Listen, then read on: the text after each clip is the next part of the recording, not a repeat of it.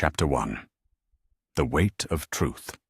There are few revelations in the grim expanse of the Great Crusade more shattering than the one that would fall upon Robert Guilliman in the throne room of Macraga. The 13th Primarch stood before his father, the master of mankind, believing himself to be one of 20 sons born from divine genetic artistry.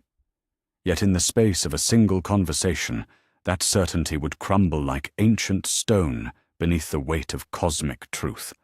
The reunion had proceeded as expected. Guilliman had knelt before the Emperor with the reverence due to his creator, his gene-sire, his father. The golden figure upon the makeshift throne radiated power that made the very air shimmer with potential. Custodians stood like silent sentinels at the chamber's edges, their aura might gleaming in the light that seemed to emanate from the Emperor himself. Malcador the Sigillite waited beside his master, ancient eyes watching the proceedings with the patience of eons. "Rise, my son," the Emperor had commanded, and Guilliman obeyed. The words should have filled him with pride, with belonging. They should have marked the beginning of his true purpose in the Great Crusade. Yet something in his father's tone carried an undertone that spoke not of celebration, but of burden yet to come. The Emperor studied him with eyes that had witnessed the birth and death of stars. When he spoke again, his voice carried the weight of necessity, not warmth. "There are truths, Robute, that I have kept hidden from all save one." A glance toward Malcador confirmed the Sigillite's role as keeper of secrets. Truths that would shake the foundations of the crusade itself, were they known. Guilliman felt the first stirrings of unease. He had built an empire of 500 worlds through careful planning and meticulous execution. He understood the value of information, the necessity of timing. Yet something in his father's manner suggested this truth was different. This truth was dangerous. "I created 20 sons," the Emperor continued, rising from his throne. Each step toward Guilliman seemed to echo through dimensions the human mind could not comprehend. 20 Primarchs, each designed for a specific role in humanity's future. Yet not all were created equal, my son. Not all were created the same. The words struck Guilliman like a physical blow. His analytical mind immediately began processing the implications, searching for patterns, for meaning. The Emperor's next words shattered those calculations entirely. "You alone, Robute Guilliman, were forged purely from my own genetic essence. You are not a hybrid creation, not an experiment in combining divine and mortal elements. You are my truest son in every sense that matters." The Emperor paused before him, close enough that Guilliman could feel the psychic pressure radiating from that golden form. "Your 19 brothers were created using my genetics as a foundation, yes. Yet each was blended with other elements. Genetic material from ancient heroes, from extinct species, from sources that would make lesser minds recoil in horror." Silence fell like a burial shroud across the throne room.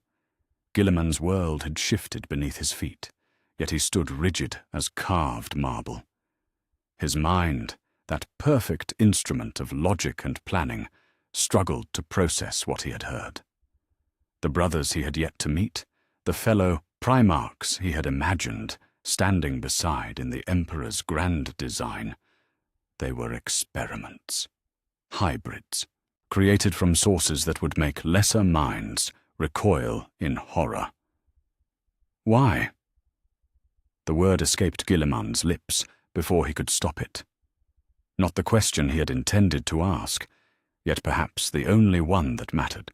The Emperor's expression grew grave, shadows seeming to deepen around his golden features. "Because I foresaw possibilities, my son. Futures where corruption might take hold. Paths where my other sons might fall to influences beyond their control. Each of your brothers carries within them elements that make them vulnerable to specific forms of corruption, specific weaknesses that might one day be exploited. Malcador stepped forward, his ancient voice adding weight to the revelation. You were created as insurance, young Primarch, pure genetic heritage, uncorrupted by outside influences, untainted by the compromises necessary to create your brothers. You are what they might have been, had the galaxy been a kinder place.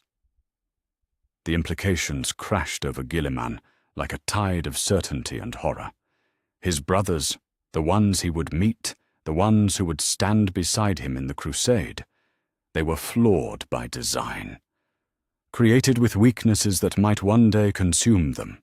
Yet he alone carried the pure essence of his father, unmarked by whatever dark necessities had shaped the others. The scattering, Guilliman said, understanding flowering in his mind like a poisonous bloom. When the Chaos Gods stole us away and cast us across the galaxy, they sought to corrupt us all. The Emperor nodded slowly. They succeeded with most. The environments where your brothers landed, the traumas they endured, the cultures that shaped them, all of it served to activate the vulnerabilities I was forced to build into their genetic structures. Yet you, Robut, you alone remained pure.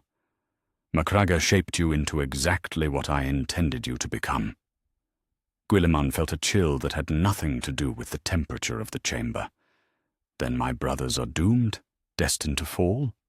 Not doomed, the Emperor replied, yet something in his tone suggested the distinction was thin. Vulnerable. Some may overcome their nature through strength of will and favorable circumstance. Others will succumb to the flaws in their design. That is why you must know this truth. Why you must carry this burden. The burden. Guilliman understood it now, felt its weight settling across his shoulders like a mantle of lead. He was not simply a son among sons, a brother among brothers.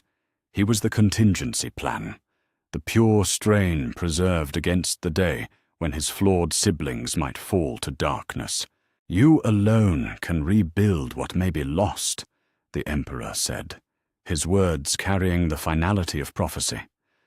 You alone possess the genetic heritage necessary to preserve humanity's future, should the worst come to pass. This is your true purpose, Robut Guilliman. Not merely to conquer worlds, but to safeguard the very essence of what it means to be my son. The Primarch of the Ultramarines stood in the throne room of Macraga, surrounded by golden light and crushing revelation. He had sought his father's approval, his place in the grand design. Instead, he had found isolation more profound than the void between stars. He was pure, yes, uncorrupted. The perfect son. Yet that perfection came with a price that threatened to crush even his transhuman spirit. For in learning what he truly was, Robut Guilliman had also learned what his brothers were not. And the weight of that knowledge would shape every decision, every relationship, every moment of his existence from that day forward. The truth had been revealed. Now the burden of carrying it would begin. Chapter 2. Seeds of Doubt. The Great Crusade continued its inexorable advance across the galaxy, yet for Robut Guilliman, the war had taken on a different meaning entirely. Where once he had seen a grand endeavor shared among brothers, he now perceived a carefully orchestrated experiment unfolding on a cosmic scale. The revelation on Macragge had changed more than his understanding of his own nature. It had transformed every interaction, every decision, every moment spent in the company of his fellow Primarchs into a study in genetic destiny and inherited flaw. 3 months had passed since his father's revelation. 3 months of carrying a secret that threatened to consume him from within. The Ultramarines had rejoined the broader Crusade fleets, and Guilliman found himself once again in the company of his brothers. Yet what had once been reunion now felt like observation. What had been fraternal bonds now seemed like the careful monitoring of experimental subjects. The first test of his new perspective came during a strategic conference aboard Horus's flagship, the Vengeful Spirit. The War Master had gathered several Primarchs to coordinate the assault on the Perditus sector, and Guilliman found himself studying each brother with eyes newly opened to their fundamental nature. Horus commanded the gathering with his characteristic charisma, his words flowing like honey over steel. The War Master's presence dominated the chamber, drawing loyalty and admiration from mortals and Primarchs alike. Yet now Guilliman saw something else beneath that golden facade, a hunger that went beyond ambition, a need for approval that spoke to some deeper void. Was this the flaw that had been built into the 16th Legion's Primarch? This desperate desire to be loved that might one day twist into something darker? The Orc strongholds must fall within 6 months, Horus declared, his voice resonating with absolute confidence. Brother Guilliman's forces will secure the supply lines, while the Iron Hands and Space Wolves conduct the primary assault. Guilliman nodded his acknowledgement, but his attention had already shifted to Ferrus Manus. The Gorgon's metal hands gleamed as he traced defensive positions on the holographic display, his calculations precise and methodical. Yet there was something rigid in his approach, something that spoke to an inability to adapt when circumstances changed. The flesh, Ferrus often said, was weak. Was this contempt for biological frailty the seed of whatever corruption might one day claim him? Lemon Russ lounged in his chair with deliberate casualness, wolfskin draped across his massive shoulders. The King of Fenris affected the manner of a barbarian, yet Guilliman had seen the keen intelligence that lurked behind those pale eyes. Still, there was something wild in Russ that civilization could never quite tame, a fury that ran deeper than tactics or strategy. Was this the genetic flaw that the Emperor had been forced to accept? This uncontrollable rage that might one day serve darker masters? The meeting progressed, but Guilliman found himself analyzing rather than participating. Each brother displayed their strengths, their tactical genius, their unwavering loyalty to the Emperor's vision. Yet now he could see the cracks in their foundation, the subtle vulnerabilities that might one day be exploited. The knowledge was a poison that tainted every interaction, every moment of what should have been brotherhood. "You're unusually quiet, Robot," Horus observed as the conference drew to a close. The War Master's attention focused on him like a searchlight, and Guilliman felt the weight of that golden gaze. "Your thoughts on the campaign?"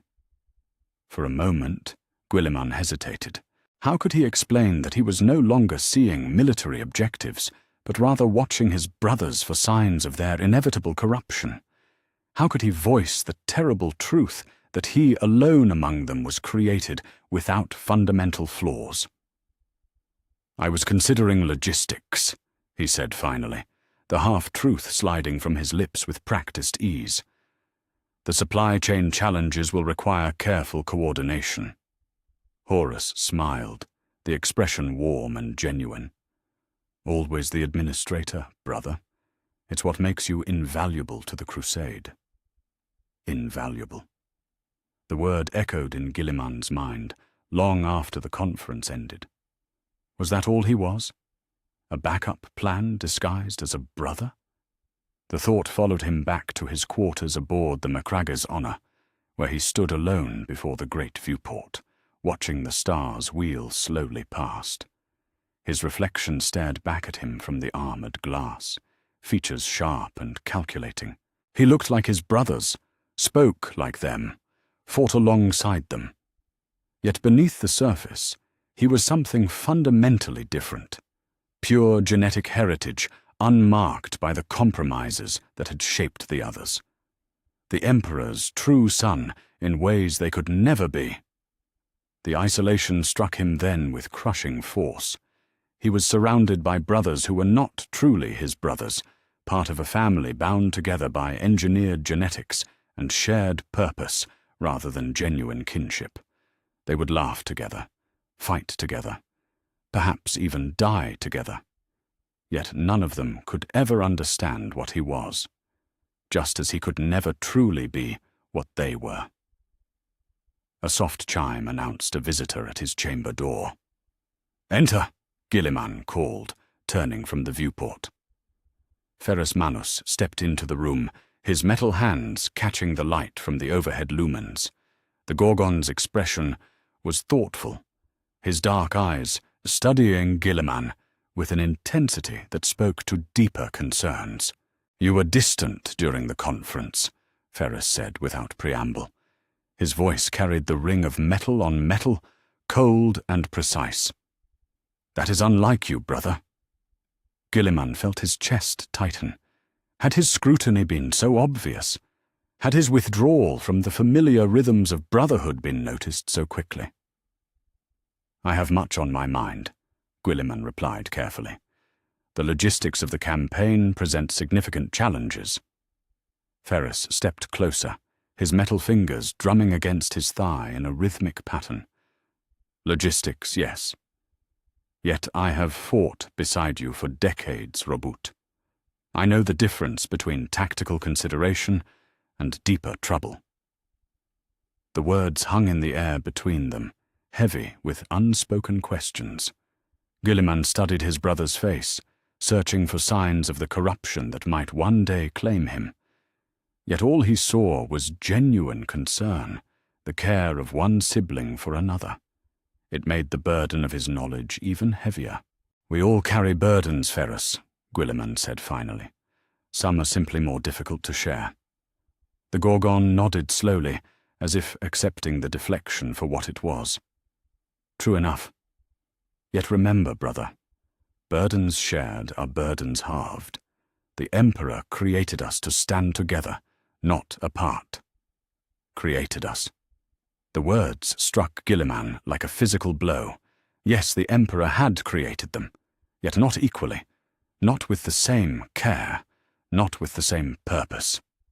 Ferrus meant well, but he could never understand that their creation had been an act of necessity rather than love, that some of them had been designed to succeed while others had been designed to fall. After Ferrus departed, Guilliman returned to his contemplation of the stars. The Great Crusade stretched before them all, a grand endeavor that would reshape the galaxy. Yet for the first time since donning the mantle of Primarch, he felt truly alone. He was the contingency plan in a game whose rules his brothers did not even know existed. The isolation was beginning. The doubt was taking root. And somewhere in the depths of his perfect, unblemished genetics, Robut Guilliman began to understand that being the Emperor's truest son might be the loneliest fate of all. Chapter 3. The Lion's Suspicion. The moons of Sarosh blazed like funeral pyres against the void, their surfaces scarred by orbital bombardment and the fury of 2 Space Marine legions unleashed. The joint campaign between the Dark Angels and Ultramarines had proceeded with mechanical precision, world after world falling to the inexorable advance of the Emperor's finest. Yet beneath the veneer of brotherhood and shared victory, tensions simmered like magma beneath a thin crust of civility. Lionel Jonsson stood in the command center of his flagship, the Invincible Reason, watching tactical displays that showed the systematic dismantling of the Sarosh system's defenses. His pale eyes, sharp as winter ice, tracked the movements of both his own forces and those of his brother, Guilliman. For 3 months they had fought together, and for 3 months the Lion had observed subtle changes in the 13th Legion's Primarch that spoke to deeper currents beneath the surface. The Ultramarines fought as perfectly as ever. Their formations were textbook examples of tactical doctrine. Their supply lines functioned with clockwork efficiency, and their compliance records remained exemplary. Yet Guilliman himself had become something different. Where once he had been confident to the point of arrogance, now he displayed hesitation at critical moments. Where once he had engaged in the strategic debates that defined their brotherhood, now he observed with the detachment of a scholar studying specimens.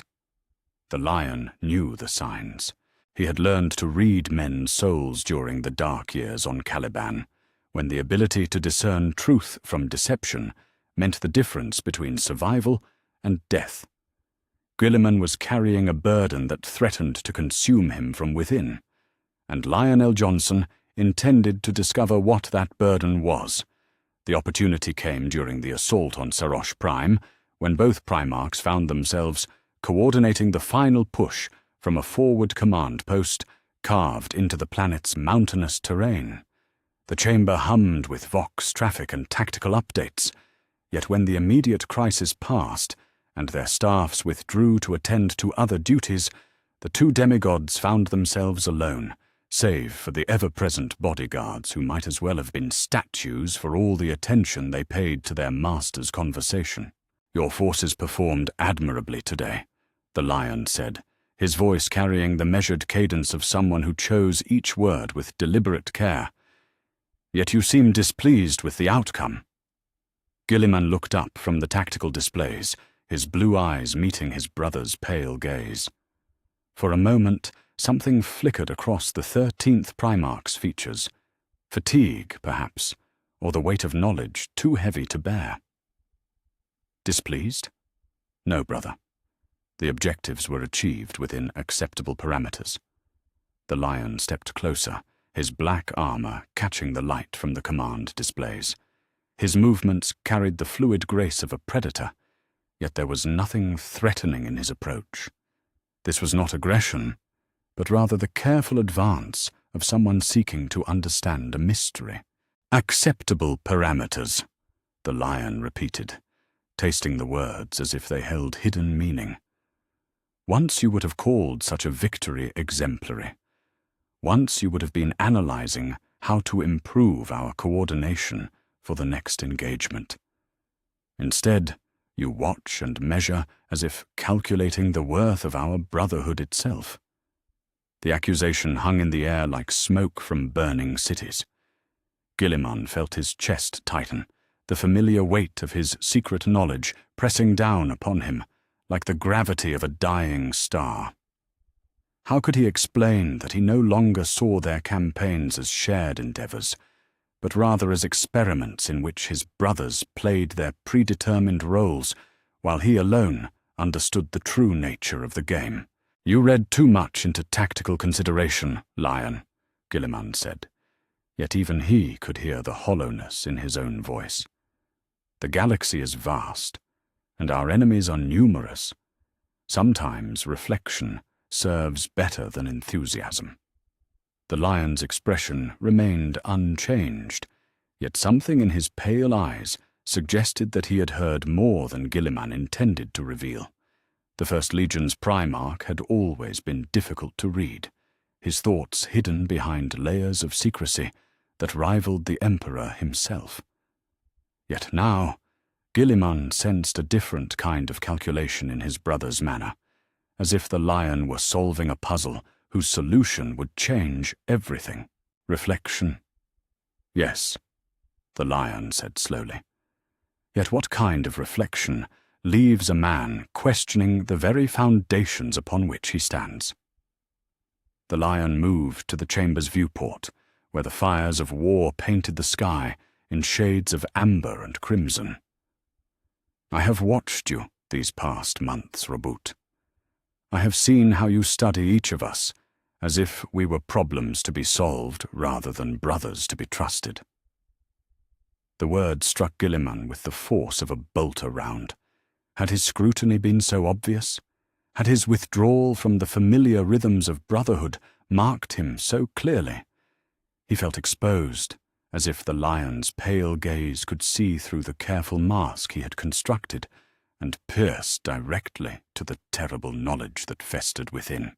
"You speak as if you have never harbored doubts," Guilliman replied, forcing steel into his voice, "as if the secrets of our creation have never troubled your dreams." The lion turned from the viewport, and for the first time in their conversation, something approaching emotion flickered across his features. "Secrets," he said. The word carried with the weight of personal experience. "Yes, I know something of secrets, brother. I know what it means to discover truths that reshape your understanding of everything you believed." Guilliman felt the ground shifting beneath his feet. Was it possible that the lion had discovered something as well? That the burden of terrible knowledge was not his alone to bear? The possibility was both terrifying and strangely comforting, like finding another soul lost in the same dark wilderness. "The forests of Caliban taught me that corruption can wear the face of nobility," the lion continued, his voice barely above a whisper.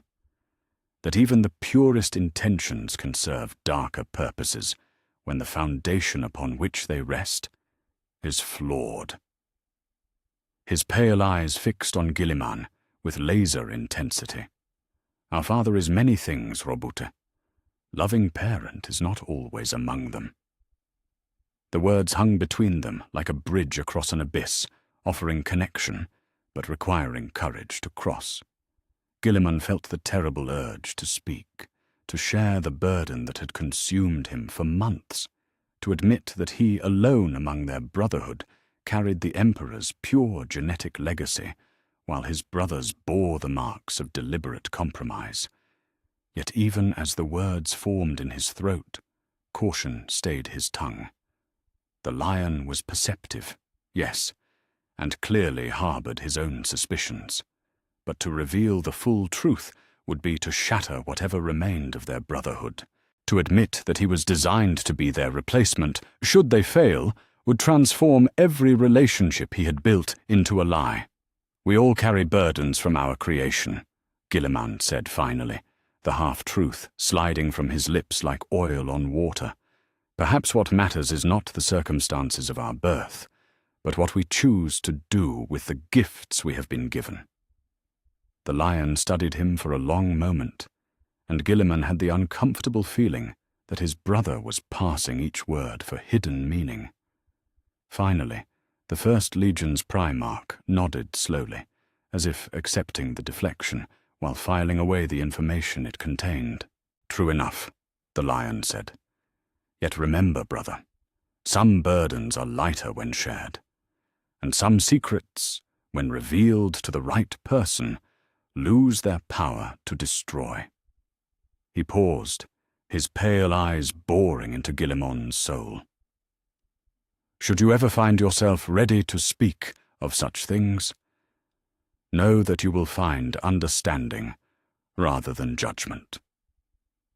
With that cryptic offer hanging in the air, the lion turned and strode from the chamber, leaving Guilliman alone with his thoughts and the weight of revelation barely avoided. Yet something had changed in that conversation, something that altered the landscape of possibility. He was not alone in his suspicions about their creation. The lion carried secrets of his own, doubts that paralleled his own in ways that suggested a deeper pattern. For the first time since the Emperor's devastating revelation, Guilliman felt a flicker of hope pierce the darkness of his isolation. Perhaps there were others among his brothers who questioned the nature of their birth. Perhaps the burden of terrible knowledge need not be his alone to bear. The war for Sarosh continued, but the real battle had only just begun. And in the shadows cast by burning worlds, alliances of understanding were beginning to form among the Emperor's sons. Yet even as that hope kindled in his chest, Guilliman could not shake the feeling that such alliances, once formed, might prove more dangerous to the Imperium than the enemies they fought. For what happened when the created began to question their creator? What became of loyalty when brotherhood revealed itself to be something far more complex and terrible than any of them had dared imagine. The questions followed him into the darkness of space, unanswered and perhaps unanswerable. The lion's suspicion had been confirmed, but whether that confirmation would prove salvation or damnation remained to be seen. Chapter 4. Echoes in the Warp. The void between stars carried more than the cold emptiness of space. It bore whispers and echoes of minds that blazed with power beyond mortal comprehension, thoughts that could traverse the galaxy faster than the swiftest void ship. In the depths of his meditation chamber, aboard the Macragge's Honor, Robut Guilliman felt the familiar pressure that preceded contact with forces beyond the material realm. The chamber had been constructed according to precise specifications, its walls lined with psychically neutral materials and inscribed with protective wards that would shield any occupant from the predations of the warp. Yet as Guilliman knelt in contemplation, reviewing tactical data and supply reports in the methodical manner that had become his trademark, he sensed something pressing against the barriers of his mind. Not hostile, but insistent. Familiar. The first touch came as a whisper of crimson flame across his consciousness, warm yet alien, carrying the unmistakable psychic signature of Magnus the Red. Guilliman's eyes snapped open, his tactical cogitations forgotten, as he felt his brother's presence flowing across the vast gulfs of space to reach him. The sensation was both comforting and deeply unsettling. Comforting because it represented connection with one of his siblings, unsettling because it confirmed that his mental turmoil had grown so pronounced that it could be sensed from across the galaxy. Brother. The word formed in Guilliman's mind without passing through his ears, carrying with it the weight of concern and something deeper, recognition of shared burden. Magnus's psychic voice resonated with harmonics that spoke to powers beyond normal comprehension, yet beneath the alien cadences lay genuine fraternal affection. Guilliman hesitated for a moment, then lowered his mental defenses enough to allow the connection to solidify. The chamber around him seemed to fade as his consciousness expanded to encompass the psychic link, reality becoming fluid and malleable in the presence of Magnus's overwhelming psychic might. I sense great turmoil in your thoughts, Robut. Magnus's mental voice carried nuances that no spoken word could convey, layers of meaning and emotion that painted complex pictures in Guilliman's mind. For months now, your psychic emanations have been troubled, distant, as if you wrestle with knowledge too heavy for even your perfect mind to bear. The accuracy of that assessment struck Guilliman like a physical blow. He had believed his emotional discipline sufficient to mask his internal struggles, yet apparently his psychic emanations told a different story. If Magnus could sense his turmoil from such vast distances, who else among his brothers might have noticed? You probe deep waters, Magnus, Guilliman projected back, his mental voice carefully controlled. What would drive you to reach across the void with such concern? A sensation that might have been laughter rippled through the connection, yet it carried no mirth. Rather, it spoke to the bitter understanding of someone who had tasted forbidden knowledge and found it wanting. Because I have walked similar paths, brother. Because the pursuit of truth has led me to discoveries that cast our entire existence in shadows. Magnus's presence seemed to intensify, the psychic link growing stronger as the Crimson King focused more of his considerable power on their communion. Tell me, Robut, have you ever wondered why some among our brotherhood seem more susceptible to certain influences than others? The question hit too close to the mark for comfort. Guilliman felt his mental barriers tighten instinctively, yet he could not entirely suppress the flicker of recognition that passed through their link.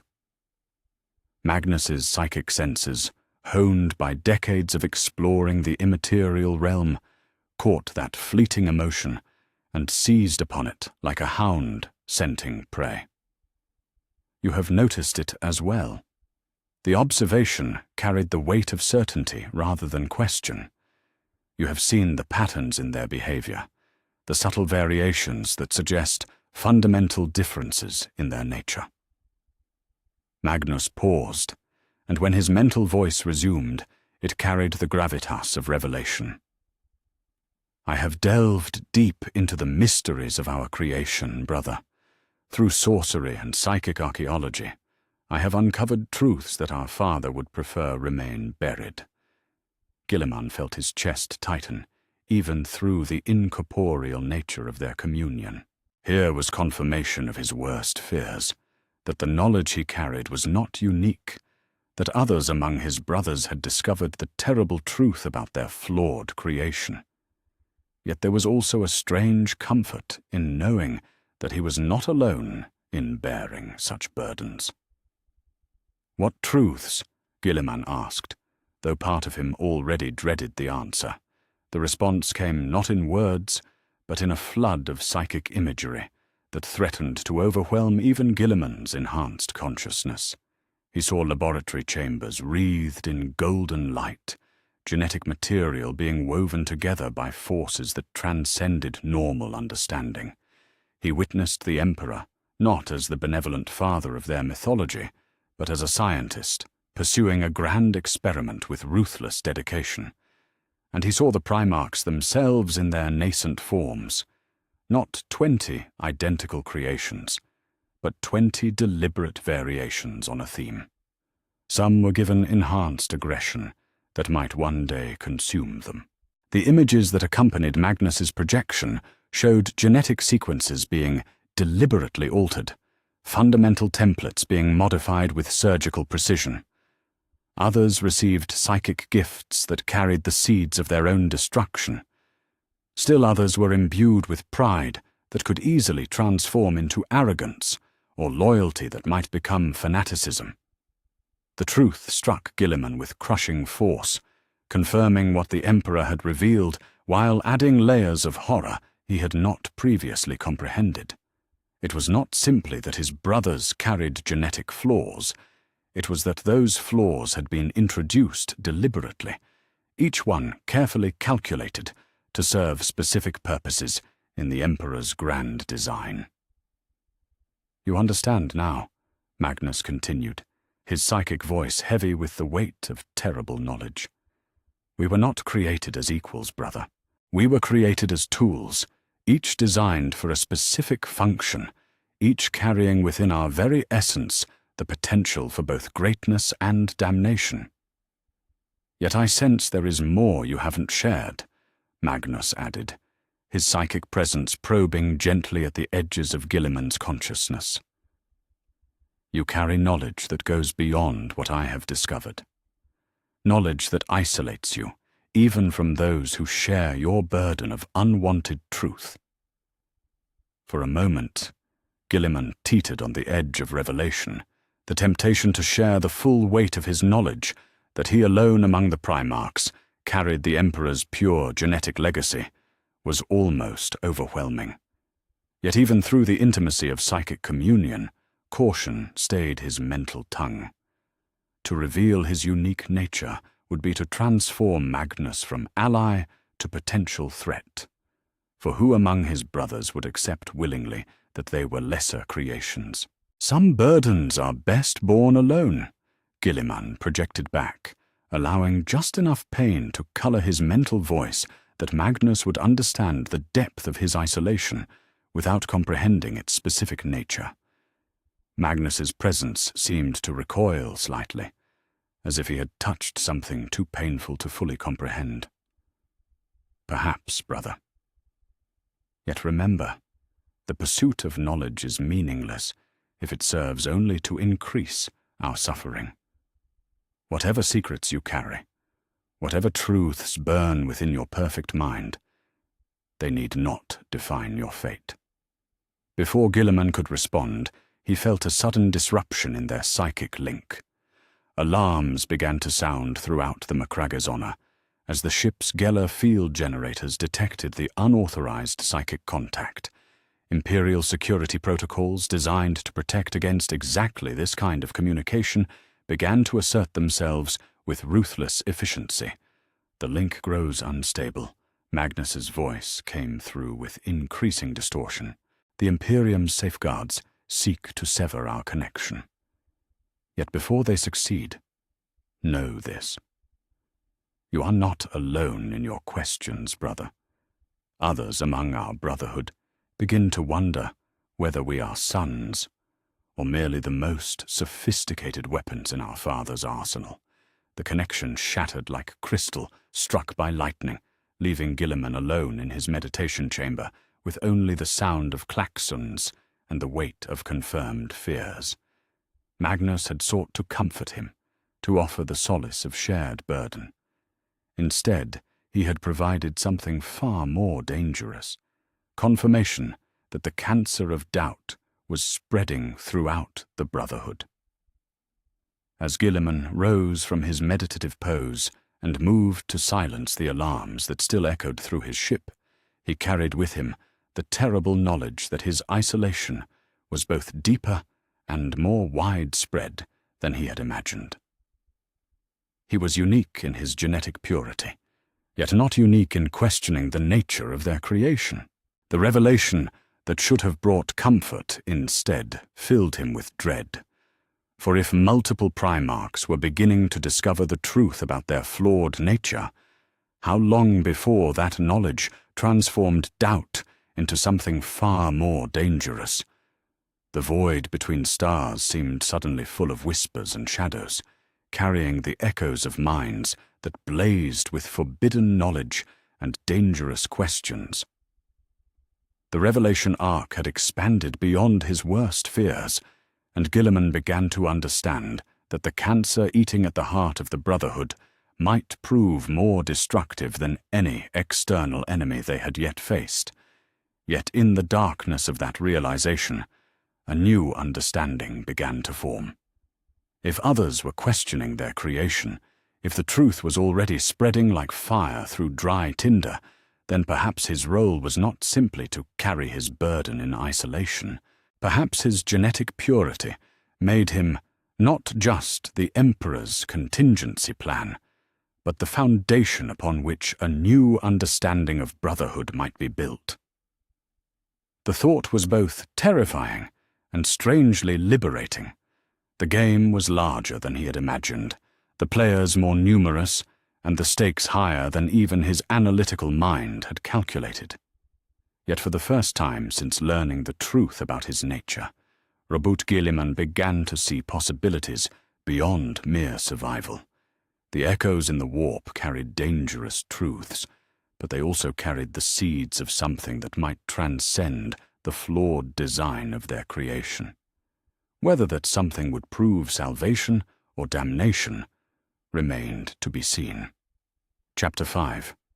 Horus Ascendant. The amphitheater on Ulanor groaned under the weight of assembled might as 200 years of conquest reached its crescendo. Every legion was represented. Every Primarch who could be spared from distant campaigns stood in attendance, and the very air thrummed with the psychic presence of the Emperor himself. Yet for all the pageantry and celebration that marked this moment of supreme triumph, Robert Guilliman felt only the cold bite of bitter understanding as he watched his father prepare to withdraw from the crusade he had begun.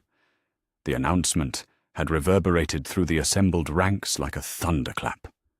The Emperor, master of mankind, architect of humanity's greatest expansion, would return to Terra to pursue works of greater import than mere conquest.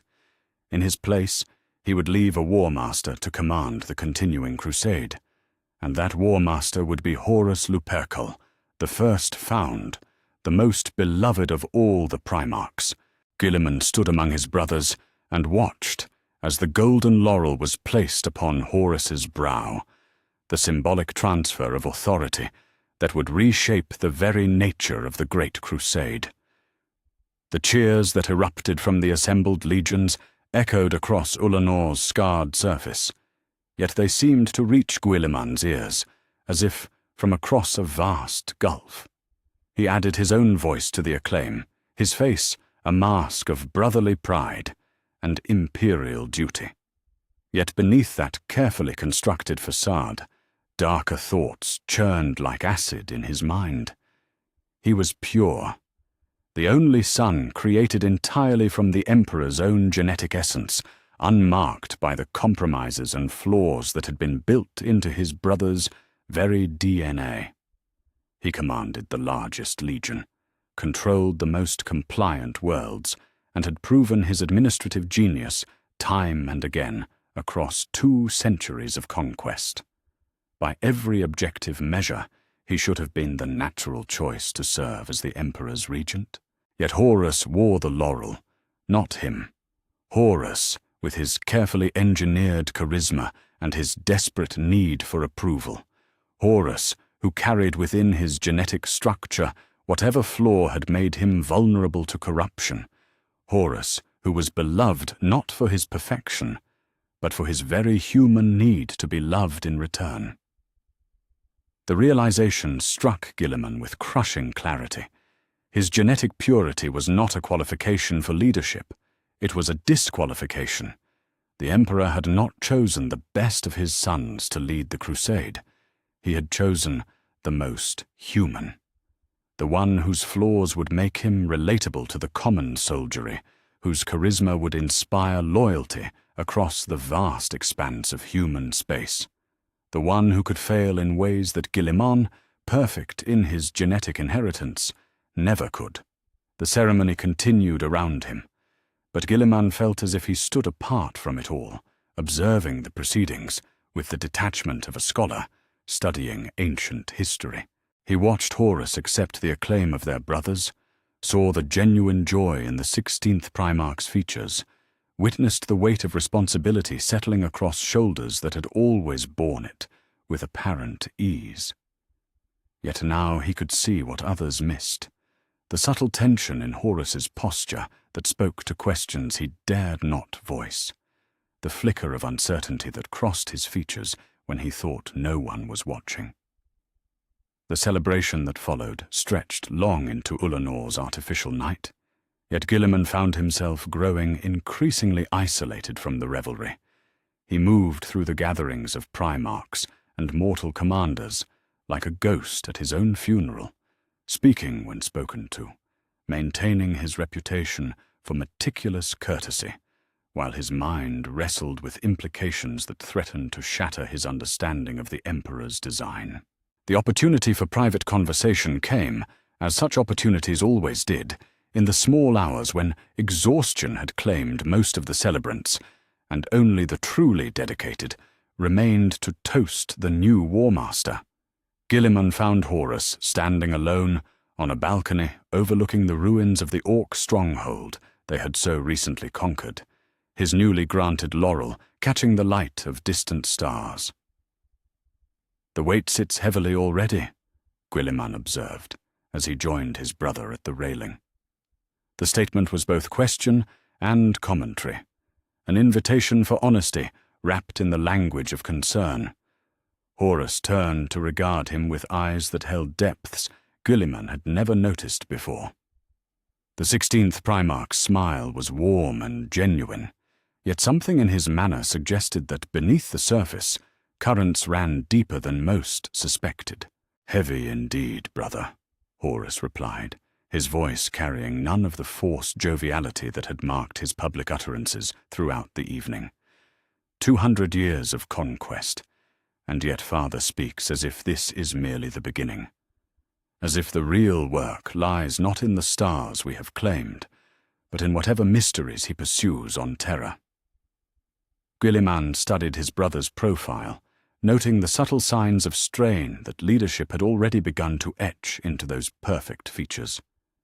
"Do you ever wonder," he said carefully, "why he chose you for this burden, rather than another?"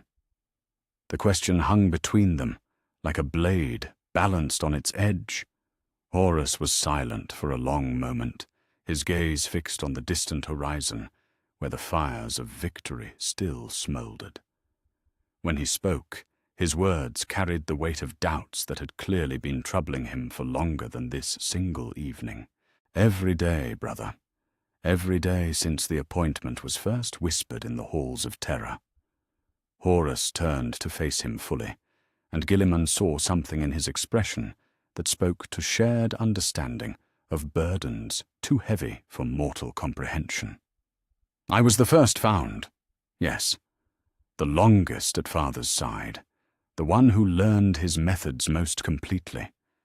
Yet there are others among our brotherhood with greater tactical genius, greater administrative skill, greater purity of purpose.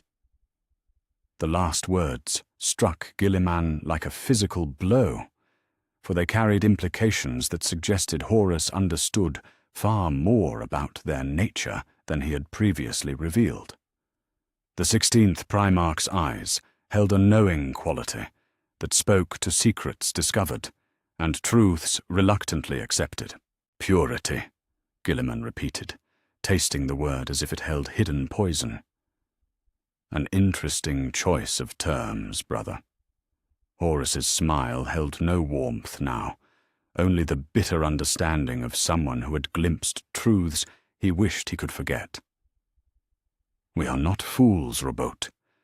We may have been scattered to the far corners of the galaxy as infants, raised in ignorance of our true nature.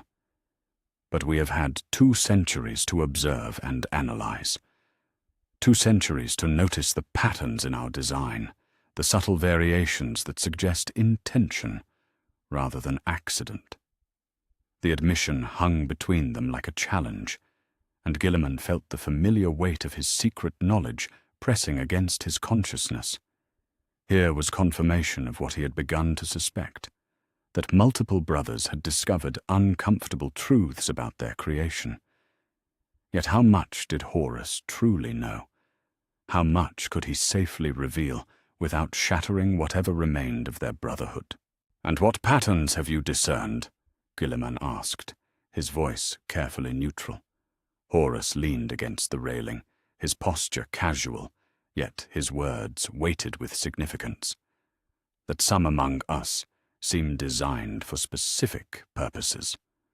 That our supposed flaws may not be accidents of creation, but rather features carefully engineered to serve Father's grand design. His gaze fixed on Guilliman with laser intensity. That perhaps the Emperor of mankind viewed his sons not as children to be cherished, but as tools to be used. The words echoed thoughts that had haunted Guilliman for months, yet hearing them voiced by another gave them a terrible weight. Here was the confirmation he had dreaded, that the cancer of doubt was spreading throughout the brotherhood, that the revelation of their flawed nature was not his burden alone to bear. Tools, Guilliman mused, allowing just enough pain to color his voice that Horus would understand the depth of his own struggles. It would explain much about our circumstances, about the choices that have been made. Horus nodded slowly, his expression growing darker. Including the choice of War Master. I was not selected for my perfection, brother. I was selected because my flaws make me suitable for a role that may require compromises that a more perfect son could not make. The admission struck at the heart of Guilliman's own bitter understanding. Horus had grasped what he himself had only begun to comprehend, that his genetic purity was both blessing and curse, that it qualified him for certain roles while disqualifying him from others. The Emperor had not passed him over out of favoritism or poor judgment. He had selected the son whose nature was best suited for the terrible burden of leading humanity's expansion into a galaxy filled with horrors beyond imagination. You believe you are flawed? Guilliman asked, though he already knew the answer. Horus's laughter held no humor, only the bitter recognition of truth too painful to ignore. I believe we are all flawed, brother, each in our own carefully designed way. The question that haunts my thoughts is whether those flaws will prove our salvation or our damnation." The words carried prophetic weight that neither brother could fully comprehend in that moment. Yet Guilliman felt a chill that had nothing to do with Ulinor's night air as he contemplated the implications of Horus's statement. If his brother was correct, if they were all designed with specific weaknesses that might one day be exploited, then the appointment of a flawed son as War Master was not an honor, but a trap, a carefully laid snare that would one day close around not just Horus, but perhaps all of them.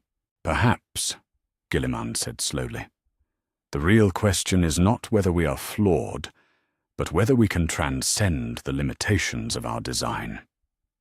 Horus studied him for a long moment, and Guilliman had the uncomfortable sensation that his brother was seeing more than he intended to reveal.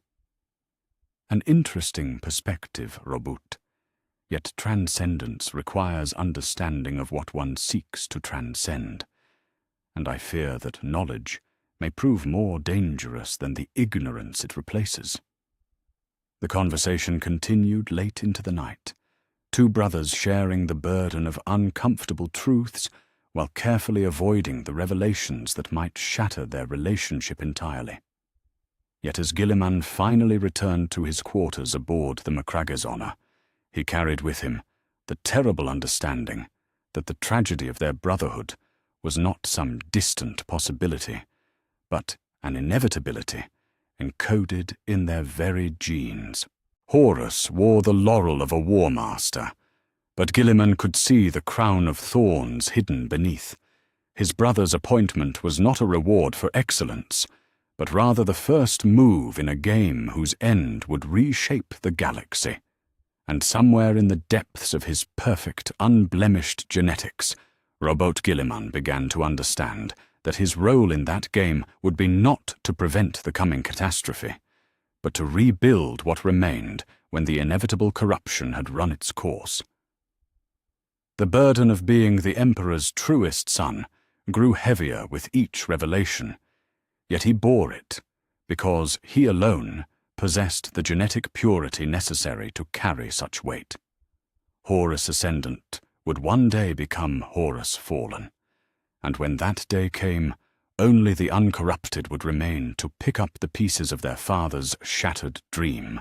The weight of genetic destiny settled across his shoulders like a mantle of lead, and Guilliman understood that his isolation was not an accident of circumstance, but the inevitable result of being created to stand apart, pure, perfect, and ultimately, terribly alone. Chapter 6. Whispers of Heresy. The years following Ulanor brought triumphs that should have marked the golden age of human expansion, yet for Robut Guilliman, each victory felt tainted by shadows that grew longer with each passing campaign.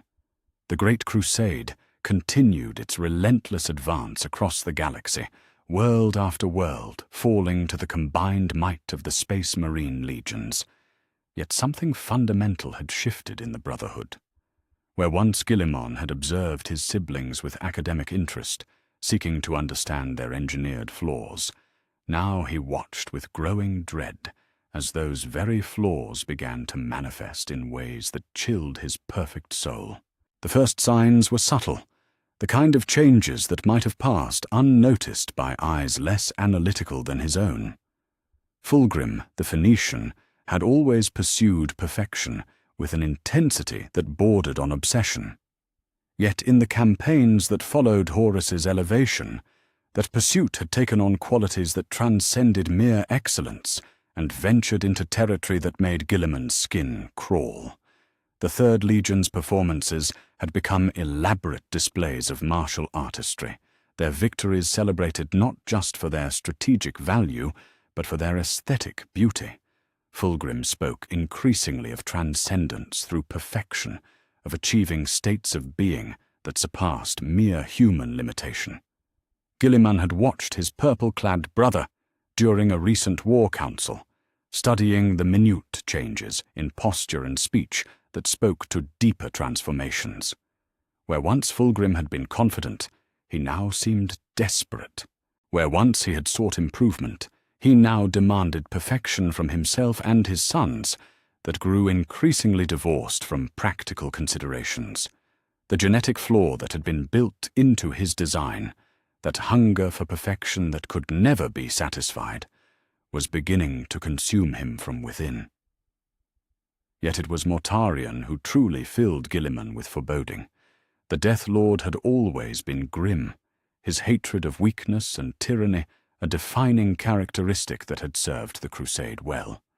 Yet recently, that hatred had begun to metastasize into something darker. During their last meeting, Guilliman had detected an undercurrent of bitterness in his brother's words, a resentment that seemed to encompass not just the enemies of humanity, but the very nature of existence itself. Mortarion spoke increasingly of the futility of struggle, of the inevitability of decay, of the weakness that lurked at the heart of all living things. The 14th Legion reflected their Primarch's growing nihilism. Where once they had been methodical and resilient, they now seemed to take a perverse pleasure in enduring suffering that would have broken lesser warriors. Their campaigns had grown unnecessarily brutal, their methods increasingly focused on demonstrating the fragility of their enemies rather than simply achieving victory. Guilliman could see the genetic weakness that the Emperor had built into Mortarion's design, that stubborn resilience that could twist into toxic endurance, beginning to poison everything it touched. These observations haunted Guilliman as he stood in his private study aboard the Macragge's Honor, reviewing intelligence reports that painted an increasingly troubling picture. Other brothers showed similar signs of divergence from their established patterns. Perturabo's defensive paranoia had grown more pronounced, his siege works becoming elaborate displays of mathematical perfection that served his ego more than strategic necessity. Conrad Kurz's justice had become increasingly savage, his Night Lords spreading terror that went beyond tactical consideration into the realm of sadistic artistry. Each case followed the same pattern. The genetic flaws that the Emperor had acknowledged during their conversation on Macragge were activating, transforming virtues into vices with surgical precision. Yet when Guilliman had attempted to bring these concerns to his father's attention, he had been dismissed with the casual indifference of someone too occupied with greater matters to concern himself with minor personality variations. The memory of that conversation still burned in his mind like acid. He had requested private audience with the Emperor during one of his rare visits to the active theatres of the Crusade, had laid out his observations with the methodical precision that had made him one of the most effective administrators in human space. The evidence was clear, the patterns unmistakable, the implications catastrophic. The Emperor had listened with the patience of eternity, his golden features betraying no emotion as Guilliman detailed the subtle corruption that was eating at the Brotherhood from within. Yet when the 13th Primarch had finished his presentation, his father's response had been dismissive to the point of insult. "Growing pains, my son," the Emperor had said, his voice carrying the weight of cosmic indifference. "The pressures of command affect each of your brothers differently. What you perceive as corruption is merely adaptation to the responsibilities I have placed upon them." Guilliman had pressed the matter, had explained about the genetic vulnerabilities he knew had been built into his siblings' designs. He had stopped short of revealing the full extent of his knowledge about his own unique nature. Yet he had tried to convey the urgency of intervention before the flaws consumed his brothers entirely. The Emperor's response had been a look of such cold calculation that Guilliman had felt as if he were being dissected at the molecular level. "You concern yourself overmuch with matters beyond your understanding, Robute. Your brothers are what they were designed to be. If that design includes elements you find distasteful, perhaps you should consider that your perspective is limited by your own nature." The words had struck Guilliman like physical blows. his own nature, his genetic purity. The Emperor was telling him, without quite saying it directly, that his inability to understand his brother's corruption was itself a limitation, that his perfect genetics made him incapable of comprehending the necessary compromises that had shaped his siblings. The conversation had ended with the Emperor's departure for Terra, leaving Guilliman alone, with knowledge that felt like poison in his veins. His father knew. He knew about the corruption beginning to spread through the Brotherhood, knew about the genetic flaws that made it inevitable, and he simply didn't care. Or worse, he had planned for it. That realization had driven Guilliman to begin activities that would once have been unthinkable. In the deepest vaults of his flagship, protected by security measures that would have impressed even his most paranoid brothers, he began to compile what he privately termed the contingency archives. Detailed analyses of each legion's strengths and weaknesses, strategic assessments of how various Primarchs might be defeated should the unthinkable occur.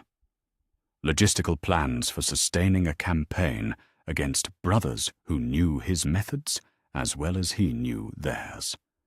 The work was agony.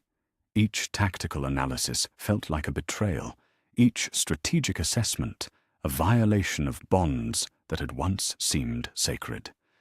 Yet the alternative was worse. If his brothers fell to their genetic flaws, if the corruption he could see growing within them reached its inevitable conclusion, then someone would need to be prepared to stop them. Someone would need to be ready to preserve what could be saved from the wreckage of their father's dream. The irony was not lost on him. His genetic purity, the very quality that made him unsuitable for the kind of leadership that required compromise and human connection, made him uniquely qualified for this darker role. He could analyze his brother's weaknesses without sentiment clouding his judgment. He could plan their defeats without love staying his hand. He was the perfect weapon for use against imperfect siblings. Yet that perfection came at a cost that threatened to destroy him. Each night brought dreams of civil war, visions of brother fighting brother across a galaxy, painted red with human blood. He saw Horus's golden features twisted by corruption, witnessed Fulgrim's pursuit of perfection, leading him into realms of excess that defied description. He watched Mortarion embrace the very decay he had once fought against, saw proud legions turned into instruments of damnation. The worst dreams were those in which he stood triumphant over his brother's broken forms, the last loyal son in a galaxy that had forgotten what loyalty meant. In those visions, his genetic purity became not a blessing but a curse, condemning him to survive what others could not, to endure what others would not, to remain uncorrupted when corruption had claimed everything he had once held dear. He woke from those dreams with the taste of ash in his mouth and the weight of prophecy crushing his chest. The future stretched before him like a road paved with the bones of his family, and he alone possessed the genetic heritage necessary to walk it to its bitter end. The whispers of heresy grew stronger with each passing day, carried on stellar winds that bore the taint of corruption across the galaxy. Guilliman heard them in the reports from distant theaters, saw them in the subtle changes that marked his brother's words and deeds. The cancer was spreading, the genetic flaws were activating, and the Emperor's grand design was beginning to reveal its true nature. The Great Crusade continued, but Robert Guilliman could no longer pretend that its ultimate destination was the golden age of human unity. Instead, he prepared for the day when the crusade would turn inward, when brother would face brother in a conflict that would either purify or destroy everything they had built. He was the contingency plan in flesh and blood, the uncorrupted son who would remain when all others had fallen. The knowledge was a burden that threatened to break even his perfect mind, yet he bore it because he alone possessed the genetic purity necessary to carry such weight. The whispers of heresy spoke of endings and beginnings, of corruption and salvation, of a future where only the pure could survive. And in the darkness between the stars, Robert Guilliman began to understand that his father's greatest experiment was not the creation of 20 sons, but the forging of one weapon sharp enough to cut through the heart of his own family when duty demanded such sacrifice. Chapter 7. The Word-Bearer's Revelation. The great library of Macragga had stood for millennia before the coming of the Emperor's sons, its marble columns rising toward vaulted ceilings that had sheltered the wisdom of ages.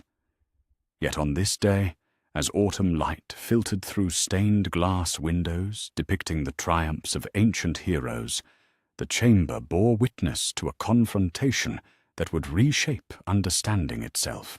Robert Guilliman stood among the towering shelves, ostensibly reviewing administrative reports, yet his attention was focused entirely on the figure who had requested this private audience. Lorgar Aurelian, the Golden Sun, the bearer of the Word, sat with perfect stillness in one of the chamber's reading alcoves. His bronze skin caught the light like burnished metal, and his dark eyes held depths that spoke to contemplations far beyond mortal understanding. The 17th Primarch had arrived on Macragga 3 days prior, his request for theological discussion framed in terms that suggested scholarly debate rather than the profound confrontation that Guilliman now sensed approaching.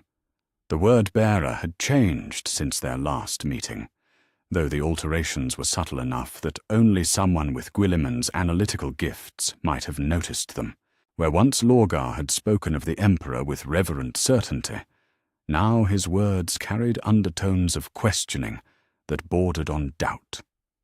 Where once his faith had been a source of strength, now it seemed to be a wound that refused to heal properly. "Tell me, brother," Lorgar said, his voice carrying the measured cadence of someone who chose each word with deliberate precision. "What is the nature of perfection?" The question hung in the air like incense smoke, weighted with implications that went far beyond philosophical curiosity. Guilliman set aside his data slate and turned to face his brother fully, recognizing the opening gambit of a conversation that had been building for months. "Perfection is the elimination of flaw," Guilliman replied carefully, his analytical mind already working to discern the deeper currents beneath Lorgar's inquiry, the achievement of an ideal state unmarked by compromise or limitation.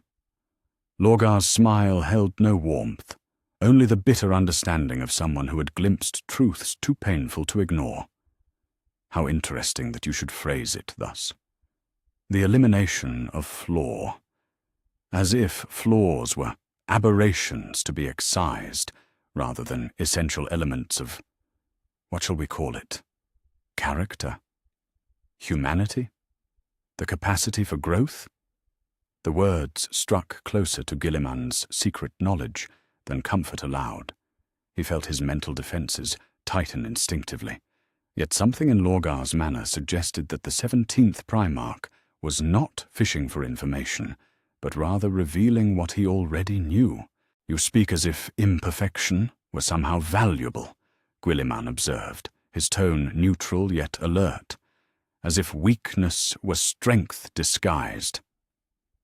Lorgar rose from his seat with fluid grace, moving through the library with the reverent air of one who treated all knowledge as sacred. His bronze armor caught the light as he approached one of the ancient texts that lined the walls, his fingers tracing its spine with the delicacy of a scholar handling a holy relic. "I speak as one who has delved deep into the mysteries of creation, brother, who has sought to understand not just what we are, but why we are." Lorgar's voice carried the weight of revelation, yet beneath it lay currents of pain that spoke to discoveries that had cost him dearly. "Tell me, have you ever wondered why our Father denies his own divinity? Why he insists on being seen as merely mortal, when every fibre of our being proclaims his transcendent nature.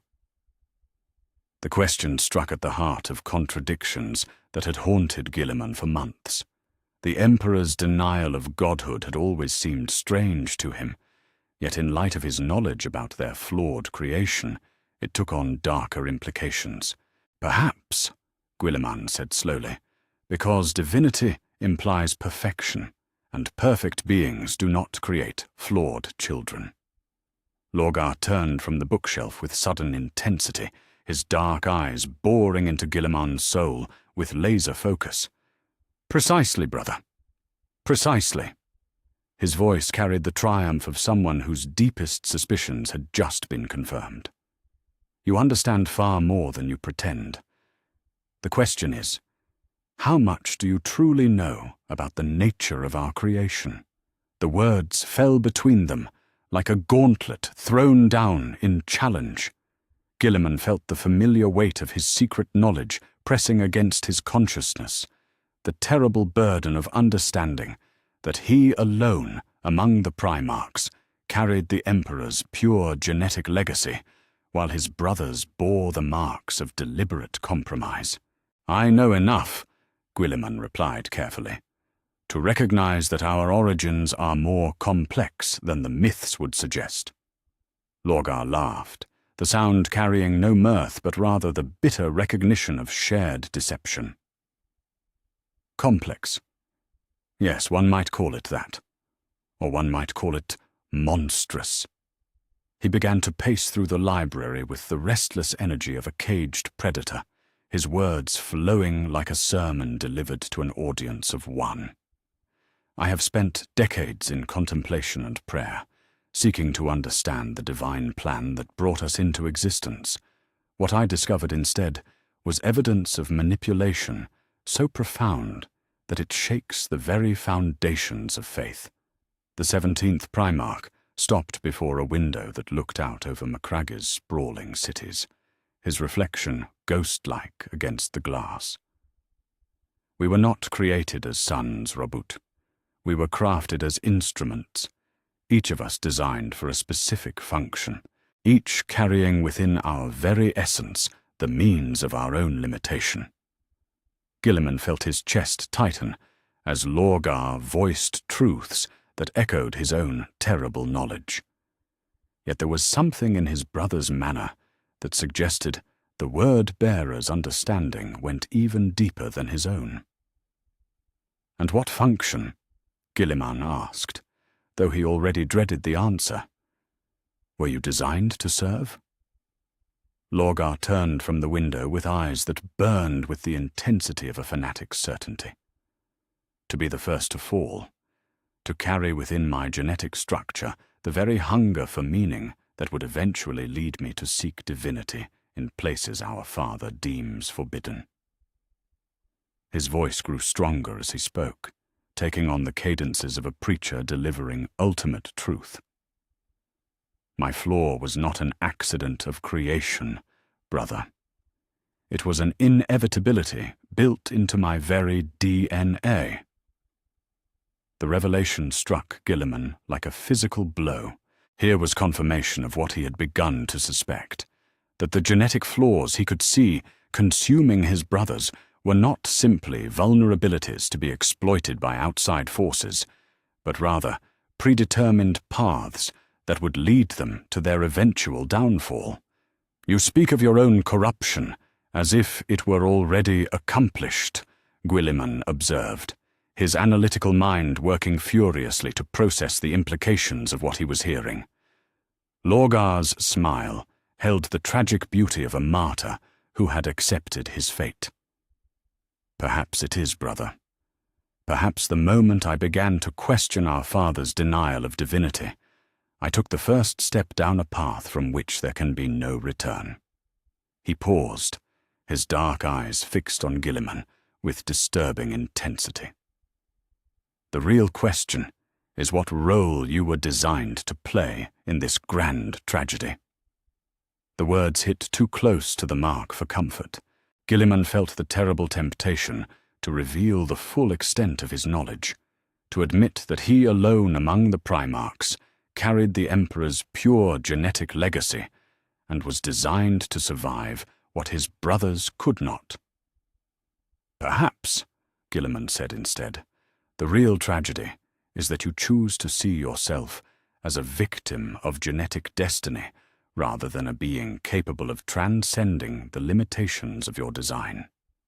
Lorgar's expression hardened, and for a moment the library crackled with tension that spoke to barely restrained violence.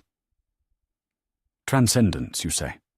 How can one transcend what one was never meant to overcome?" His voice rose with passionate intensity. "You speak from a position of privilege, brother. You judge those of us who struggle with our nature while remaining secure in your own purity."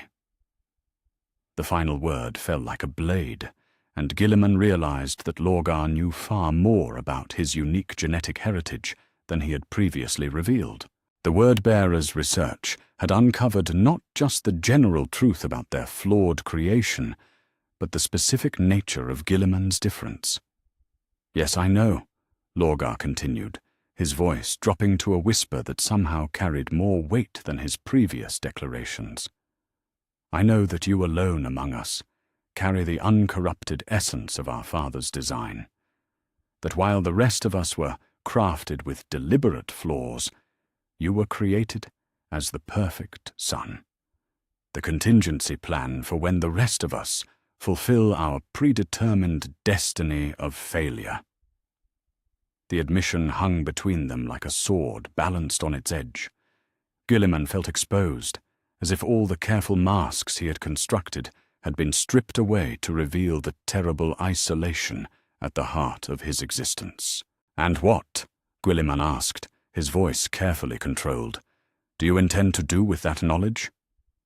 Lorgar moved closer, his bronze features alive with the fervor of revelation. "I intend to offer you a choice that our Father never did. You can continue to serve as his perfect instrument, the flawless Son who will rebuild what we destroy, or you can join us in seeking meaning beyond the limitations of his design." The offer carried implications that chilled Guilliman to his core. Here was the first direct invitation to rebellion, the opening move in what he was beginning to realize might be an inevitable civil war. Yet beneath the heretical words lay a deeper question that struck at the heart of his own doubts. "Join you in what?" Guilliman demanded, though he already suspected the answer. Lorgar's eyes blazed with the intensity of a convert who had found his true faith. "In discovering what we might become if we transcend the boundaries our Father placed upon us. In seeking divinity not from him, but from forces that recognize potential rather than demanding predetermined servitude." The words carried the unmistakable taint of corruption, yet Guilliman could hear the genuine pain that drove them. Lorgar was not evil in any simple sense. He was a being designed to hunger for meaning, who had been denied the object of his worship, and was now seeking it elsewhere. "You speak of transcendence," Guilliman said, his voice hard with conviction. "Yet what you describe sounds like capitulation to the very flaws you were designed to carry." Lorgar's expression grew dangerous, and the library seemed to darken around them, as if shadows were gathering in response to his mood. "And what of your flaws, perfect brother? What of the isolation that your purity demands? What of the terrible loneliness of being the only one who cannot truly understand the struggles of his siblings?" The words struck deep, touching wounds that Guilliman had tried to hide even from himself. Yet they also strengthened his resolve, for they revealed the fundamental difference in their natures. "Loneliness," Guilliman replied, "is the price of genetic purity. Isolation is the cost of being designed to survive what others cannot. If that is my flaw, then I accept it willingly rather than seeking false communion with forces that would corrupt everything I was meant to preserve. The confrontation reached its crescendo as both Primarchs stood face to face, their fundamental philosophies clashing like opposing storms. For a moment, violence seemed inevitable, the weight of their disagreement threatening to explode into physical confrontation. Yet Lorgar stepped back, his expression shifting from anger to something approaching pity. "So be it, brother. You choose the path of perfect isolation over the possibility of flawed connection. Perhaps that choice itself was written into your genetic code, just as surely as my hunger for meaning was written into mine." The word-bearer moved toward the library's exit, yet he paused at the threshold to deliver one final revelation. "Know this, Robote. The heresy has already begun. Not in the actions of any single Primarch, but in the moment our Father decided to create us as instruments rather than sons. We are all playing roles he wrote for us, even those who believe they choose their own path." With those ominous words, Lorgar Aurelian departed Macragge, leaving Guilliman alone in the library, with the weight of terrible certainty crushing his chest. The philosophical debate was over, yet its implications would echo across the galaxy for millennia to come. Standing among the ancient texts that had witnessed their confrontation, Robert Guilliman understood that the cancer eating at the heart of the Brotherhood had reached a critical threshold. The heresy that had begun in laboratory chambers on Terra decades ago was finally reaching its inevitable conclusion. And he, the perfect son designed to survive what others could not, would bear witness to the destruction of everything he had once believed sacred. The word-bearer's revelation had stripped away the last illusions about their nature and purpose. They were not sons, but instruments. Not family, but tools crafted for specific functions in a design too vast and terrible for any of them to fully comprehend. Yet in that very revelation lay the seeds of a choice that would define the remainder of his existence. He could accept his role as the Emperor's perfect contingency, or he could forge a different path that honored both his genetic heritage and the tragic humanity of his flawed brothers. The decision would shape not just his own fate, but the destiny of a galaxy poised on the brink of the greatest civil war in human history. Chapter 8. Istvan's Shadow. The astropathic message arrived on Macragge like a dagger thrust into the heart of certainty, its psychic resonance so violent that 3 of the planet's most experienced astropaths collapsed, bleeding from their neural interfaces, before the full horror of its contents could be deciphered. Robert Guilliman stood in the communications chamber of his fortress monastery, watching his most trusted servants struggle to make sense of fragmentary transmissions that spoke of betrayal so profound that the human mind recoiled from accepting their truth. The first coherent report came through the screaming static of warp interference, its words hammering into Guilliman's consciousness like nails driven into a coffin.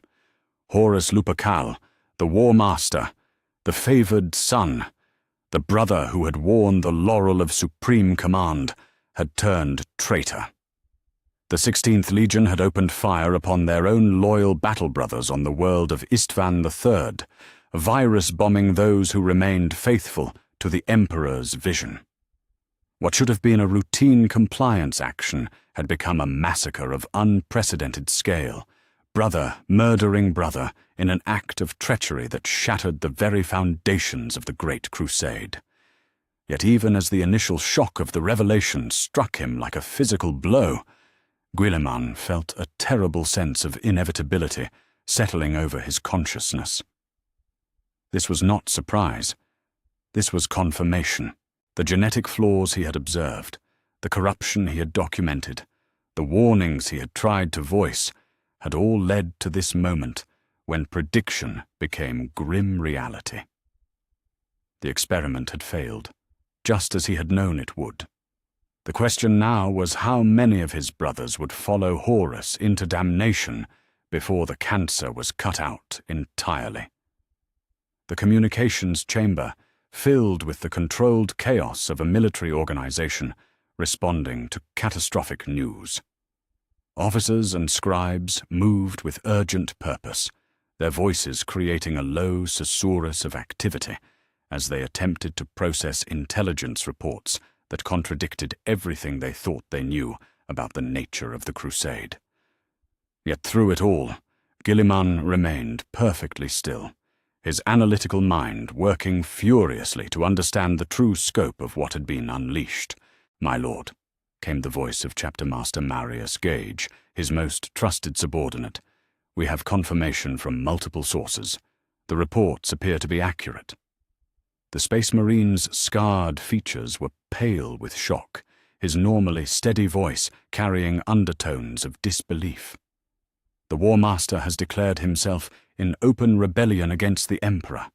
The sons of Horus, the Emperor's children, the Death Guard, and the World Eaters have all turned traitor." The names struck Guilliman like individual blows, each one confirming patterns he had observed, but hoped might yet be prevented. Horus, with his desperate need for approval that had made him vulnerable to corruption. Fulgrim, whose pursuit of perfection had twisted into something obscene. Mortarion, whose stubborn resilience had become toxic endurance of the very decay he once fought. Angron, whose rage had always threatened to consume everything in its path. "What of the loyal elements within their legions?" Guilliman asked, though he already suspected the answer would bring him no comfort. Gage's expression darkened further. "Betrayed and slaughtered, my lord. The reports suggest that the traitor Primarchs deliberately deployed their most loyal warriors to the surface before unleashing virus weapons from orbit. Those who survived the initial bombardment faced firestorm and artillery barrage. Very few escaped." The systematic nature of the betrayal spoke to planning that had been months, perhaps years in the making. This was not a spontaneous rebellion, born of momentary passion, but rather a carefully orchestrated campaign that had been prepared while still wearing the mask of loyalty. The thought that his brothers had been planning such treachery while sharing counsels of war and brotherhood filled Guilliman with a rage so pure that it threatened to overwhelm his legendary self-control. "Summon my command staff," he ordered, his voice carrying the cold authority of absolute command. "All Legion Masters, all Fleet Commanders, all senior Administratum personnel. We go to immediate war footing." As his officers hurried to comply with his orders, Guilliman allowed himself a moment of private grief for what had been lost. The Great Crusade, that grand endeavor that had united humanity across the galaxy, was dead. In its place would come civil war of a scale and brutality that would make their previous conflicts seem like training exercises. Brother would face brother across battlefields painted red with human blood, and when the killing finally ended, the Imperium that emerged would be fundamentally changed by the experience. Yet beneath the grief lay a deeper emotion that he struggled to acknowledge. Relief. The terrible waiting was over. The genetic inevitabilities he had observed and documented had finally played out to their logical conclusion. No longer would he need to watch his brothers for signs of corruption while pretending ignorance. No longer would he need to prepare contingencies in secret while maintaining the facade of trust. The masks had finally been stripped away, and he could see the true nature of the conflict that had been written into their very genes. The war council that convened in the strategium of Macrage's orbital fortress was a gathering of the finest military minds in the 13th Legion. These were the warriors who had conquered hundreds of worlds in the Emperor's name, who had turned Ultramar into a model of imperial efficiency, who had made the Ultramarines the most successful legion in the Crusade by every measurable metric. Yet as Guilliman looked around the assembled faces, he saw confusion and shock that spoke to the fundamental challenge they now faced. "Brothers," he began, his voice cutting through the murmur of conversation like a blade through silk. "We face a crisis that will define not just our Legion, but the future of humanity itself. The War Master has revealed his true nature, and with him, fully 1/2 of our brother legions have turned traitor." The words fell into stunned silence as the full implications of the situation began to sink in. These were warriors who had faced Xenos horrors and impossible odds without flinching, yet the prospect of civil war among the Space Marine legions seemed to shake them more than any external threat. "The question before us," Guilliman continued, "is not whether we will fight. That decision was made for us the moment Horus opened fire on his own sons. The question is how we will fight, and what we hope to preserve when the fighting is done." Captain Ventress, one of his most trusted company commanders, spoke into the silence that followed. "My lord, surely this must be some form of mistake, some manipulation by Xenos forces or—" "No," Guilliman's voice carried the finality of absolute certainty. "This is exactly what it appears to be. Our brothers have fallen to corruption, and they have chosen to embrace that fall rather than resist it." He paused, allowing the weight of his words to settle over the assembled officers. "I have seen the signs building for years, the subtle changes in doctrine, the shifts in priority, the growing distance from our father's vision. What happened at Istvan was not aberration, it was inevitability." The admission that he had foreseen this catastrophe sent ripples of shock through the assembled warriors. Yet Guilliman pressed on, knowing that understanding the true nature of their enemy was essential to survival. "The traitors possess significant advantages," he continued, his analytical mind cataloguing the challenges they faced. "They control roughly 1/2 of the Space Marine legions.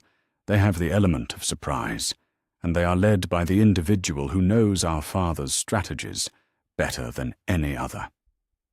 Yet they also possess a fundamental weakness that we must exploit." "What weakness, my lord?" asked Master Gage, his scarred features intent with professional interest. Guilliman's eyes hardened as he spoke the truth that he had carried in secret for so long. "They are flawed by design.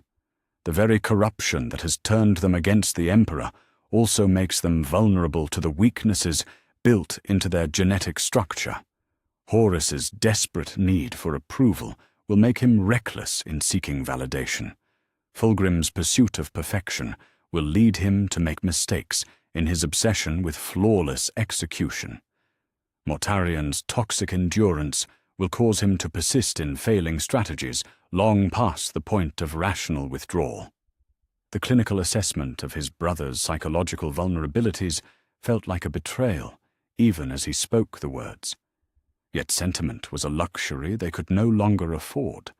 The war that was coming would be won or lost based on their ability to understand and exploit the very human weaknesses that had made his siblings vulnerable to corruption in the first place. "Begin immediate mobilization of all Ultramar defense fleets," he commanded. "Recall all expeditionary forces within 6 months' travel time. Activate all reserve recruitment protocols and begin emergency production of war material." His voice grew harder as he continued. "We are no longer participating in a crusade of conquest. We are now fighting for survival itself." The orders that followed came in a flood of military precision that spoke to years of preparation for exactly this scenario. Supply chains were reorganized for extended conflict. Communication protocols were established with loyal Primarchs whose locations could be confirmed. Defensive positions were planned that would turn Ultramar into a fortress that could withstand siege by the combined might of the traitor legions. Yet even as he coordinated the vast machinery of war that would soon consume the galaxy, Guilliman's thoughts turned to the deeper implications of what had been revealed. He was potentially the last truly loyal son, the only Primarch whose genetic purity had protected him from the corruption that had claimed so many of his brothers. The weight of that responsibility was crushing, yet it also clarified his purpose with terrible precision. As the War Council dissolved into urgent activity, Guilliman remained alone in the Strategium, studying holographic displays that showed the disposition of forces across the galaxy. Somewhere among those scattered fleets and fortress worlds were loyal elements that would need coordination and leadership. Somewhere in that vast expanse of space, the Emperor himself struggled to comprehend the magnitude of his son's betrayal. The genetic experiment that had created the Primarchs had failed catastrophically, yet from that failure would come the ultimate test of whether humanity possessed the strength to survive its own ambitions.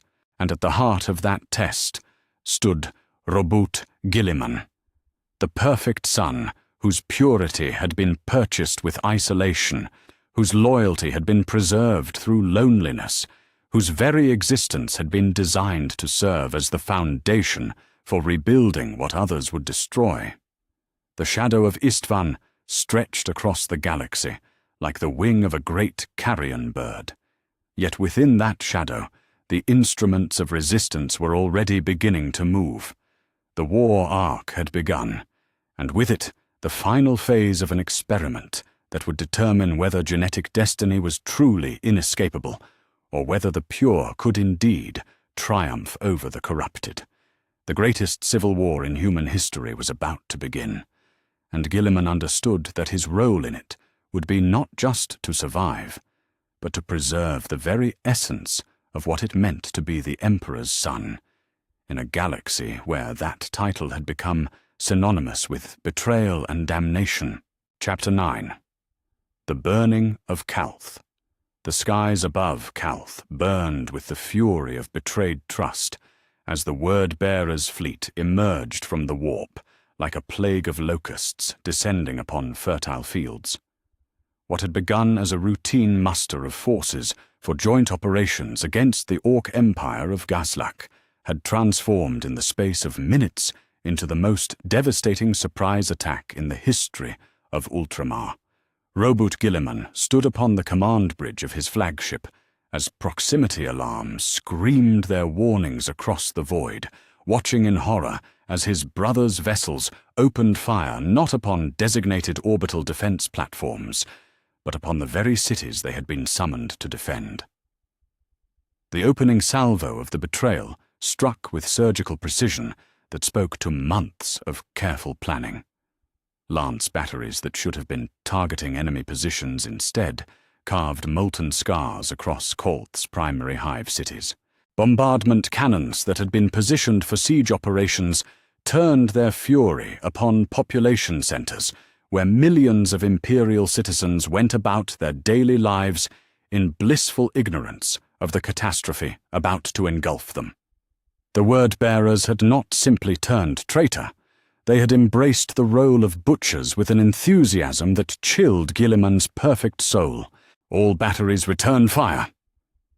Guilliman's voice cut across the chaos of the command bridge like a blade through silk, his orders delivered with the cold precision of someone whose tactical mind had immediately grasped the full scope of the disaster unfolding before him. Signal the planetary defense grid to activate all orbital weapons. Broadcast warning to all civilian populations to seek shelter immediately. The Ultramarines' fleet responded with the disciplined efficiency that had made them the most effective legion in the Great Crusade, yet they were outnumbered and caught completely off guard by the perfidy of their supposed allies. Ships that had been preparing for joint operations found themselves fighting for survival against vessels that knew their weaknesses intimately. The tactical advantage lay entirely with the word-bearers, and they pressed it with savage determination. Through the tactical displays that surrounded his command throne, Guilliman watched as Lorgar's forces systematically dismantled Calth's orbital defenses with the methodical precision of an executioner. Yet beneath the cold fury of betrayal, his analytical mind was already working to understand the deeper implications of what he was witnessing. This was not simply an attack upon a strategic world, it was a deliberate strike against him personally, targeting the heart of Ultramar with the specific intent of drawing him into battle. The realization struck him with crystalline clarity as he observed the patterns of the assault. The word-bearers were not attempting to capture Kolth's infrastructure intact, nor were they focusing their attacks on military targets alone. Instead, they were conducting a campaign of systematic devastation designed to inflict maximum psychological trauma while forcing him to deploy his forces in a defensive posture that negated their tactical advantages. This was personal. This was Lorgar attempting to prove a point about the nature of genetic purity versus flawed humanity. "My lord," came the voice of Captain Ventress, his scarred features pale with shock. "We're receiving transmission from the Word-Bearer's flagship. It's the Primarch Lorgar himself." The holographic projector flickered to life, revealing the transformed visage of the 17th Legion's Primarch. Where once Lorgar's features had been marked by scholarly contemplation and religious fervor, now they bore the unmistakable taint of corruption that spoke to powers beyond mortal comprehension. His bronze skin had taken on an unhealthy pallor, and his dark eyes burned with the fanatic intensity of someone who had glimpsed truths that mortal minds were never meant to understand. "Brother," Lorgar said, his voice carrying the measured cadence of a preacher delivering ultimate truth, "I greet you in the name of powers far greater than our deluded father. Too long have you stood apart from the Brotherhood, secure in your genetic perfection, while the rest of us struggled with the flaws built into our very essence." Guilliman felt his jaw clench as he studied his brother's corrupted features, seeing in them the inevitable conclusion of the genetic weaknesses he had observed for years. Yet beneath his revulsion lay a deeper emotion, grief for what Lorgar had been, and rage at what he had chosen to become. "You speak of struggle as if it justified betrayal," Guilliman replied, his voice carrying the cold authority of absolute conviction. "Yet what I see before me is not the triumph over limitation, but rather capitulation to weakness disguised as transcendence." Lorgar's laughter echoed through the command bridge, with the disturbing harmonics of someone whose vocal cords had been touched by forces beyond human understanding. "Weakness? I have been granted visions of reality that your perfect mind cannot begin to comprehend. I have seen the true nature of the universe, brother, and it is not the sterile order our father promised, but rather chaos and change, and growth through conflict." The philosophical debate that had begun in the library on Macraga now resumed amid the fury of orbital bombardment, two brothers arguing the fundamental nature of existence, while their children slaughtered each other in the void around them. Yet this time, there would be no withdrawal into polite disagreement. This time, their convictions would be tested in blood and fire. "Then let us test your newfound wisdom against the reality of battle," Guilliman declared, his words carrying the weight of formal challenge. "You claim that genetic purity is weakness? Face me in the ruins of the city you have murdered, and we shall see which philosophy proves stronger." The duel that followed would be remembered in Imperial records as the clash of philosophies, though those who witnessed it understood that what took place in the burning streets of Kolth's primary hive went far beyond mere physical combat. It was a confrontation between two fundamentally different visions of what the Space Marine Legions were meant to be, Guilliman representing the Emperor's vision of order and genetic perfection, Lorgar embodying the chaotic growth that came from embracing the flaws built into their design. They met amid the ruins of the Civitas Imperialis, the great administrative center that had once been the pride of Kalth's civilization. The building's soaring spires lay broken like the bones of some massive creature, their marble facades blackened by fires that raged unchecked through the city's heart. Here, surrounded by the devastation that Lorgar's betrayal had wrought, the two Primarchs faced each other with weapons drawn and convictions hardened into weapons more deadly than any blade. Guilliman moved with the fluid precision of a master swordsman, his power sword carving arcs of brilliant energy through the smoke-choked air. Each strike was calculated for maximum efficiency, each defensive maneuver designed to conserve energy while creating opportunities for counterattack. He fought with the methodical excellence that had been bred into his very genes, his movements unmarked by wasted motion or emotional excess. Yet Lorgar met his attacks with a ferocity that spoke to powers beyond mere physical enhancement. The 17th Primarch's Crozius crackled with energies that seemed to drink light from the air around them, and his movements carried the fluid unpredictability of someone who had learned to embrace chaos as a tactical doctrine. Where Guilliman was perfect in his technique, Lorgar was inspired by forces that transcended technique entirely.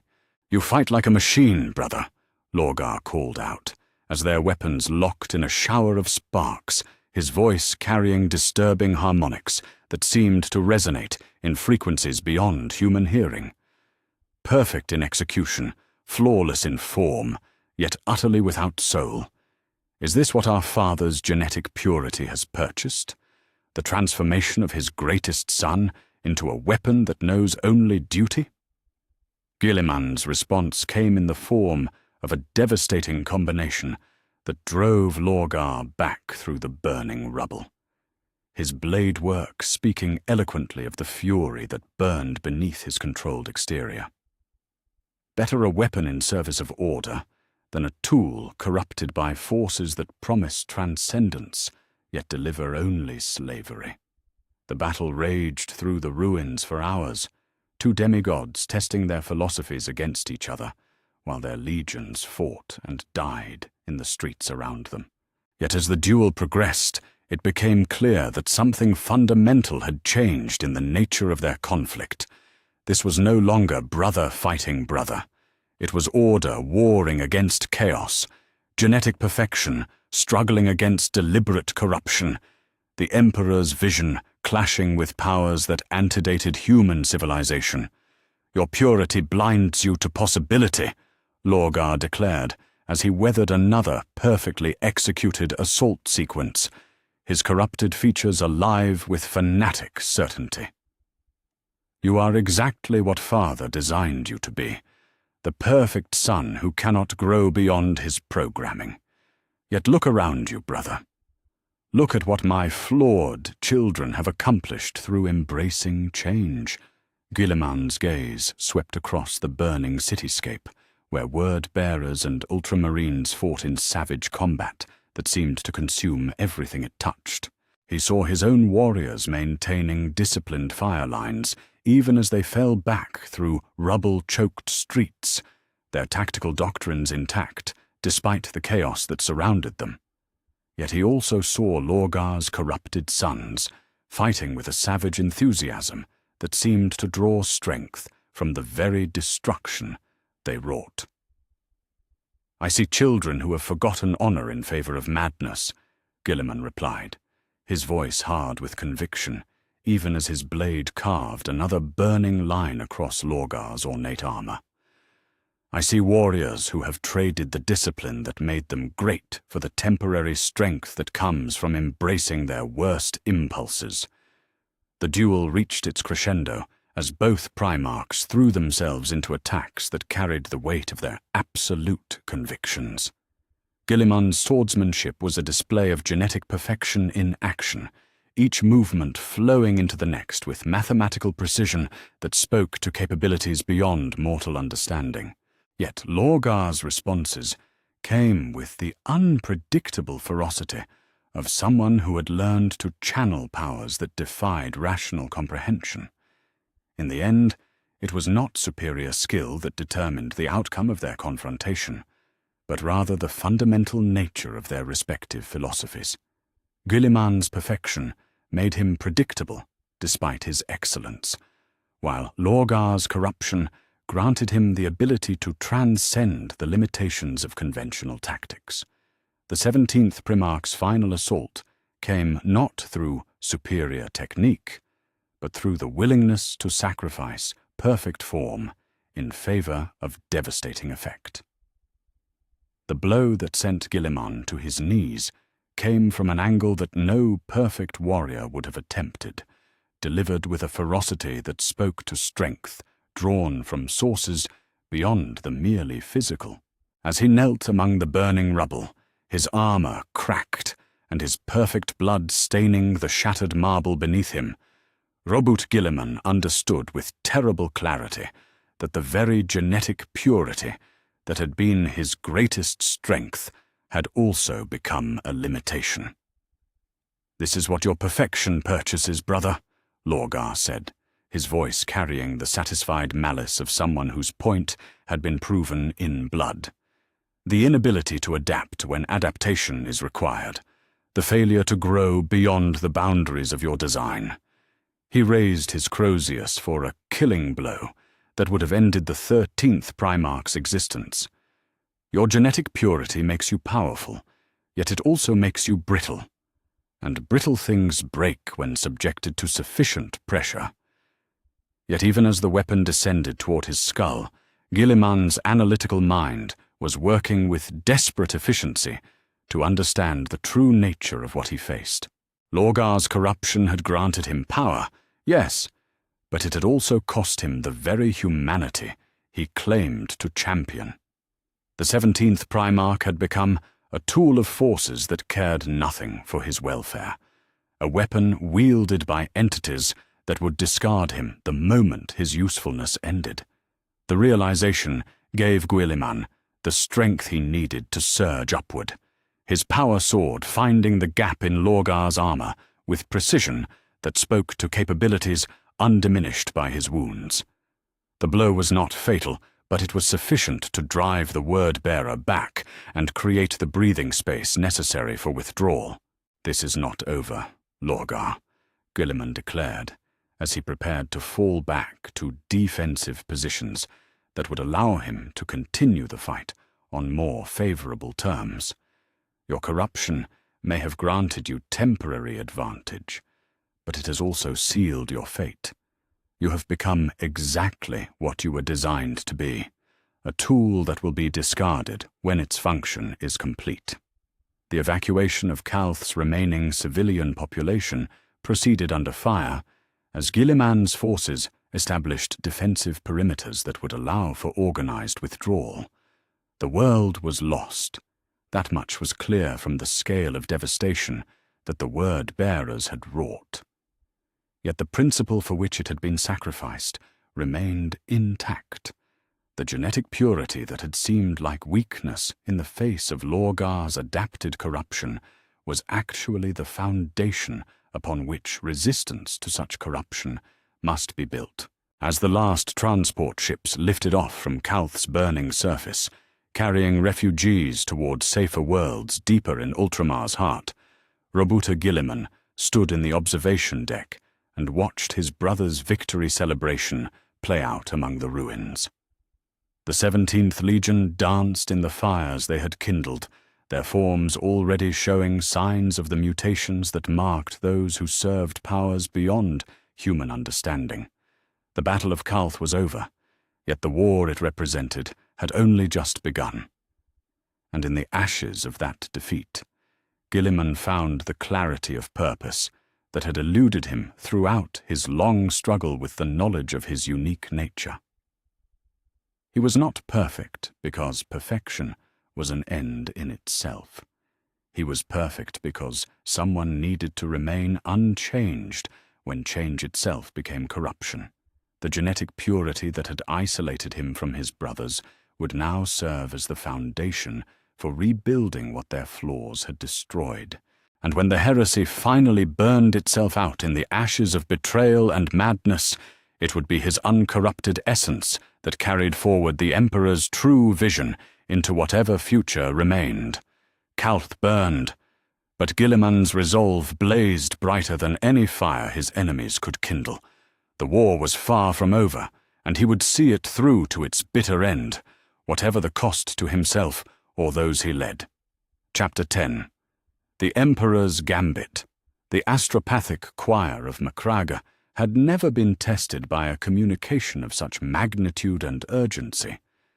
In the deepest chambers of the planet's psychic relay station, 17 telepaths lay twitching upon marble slabs as their minds struggled to process a transmission that blazed across the galaxy like a golden comet, piercing the heart of a storm. The message carried within its psychic structure the unmistakable authority of the master of mankind himself, its power so overwhelming that 3 of the astropaths simply expired under the strain of receiving it.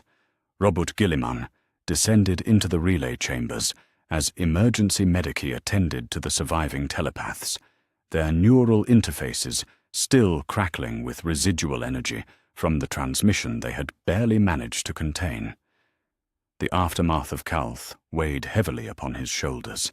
The tactical withdrawal had saved countless civilian lives, yet the loss of such a crucial world represented a strategic defeat that would reverberate throughout Ultramar for decades to come.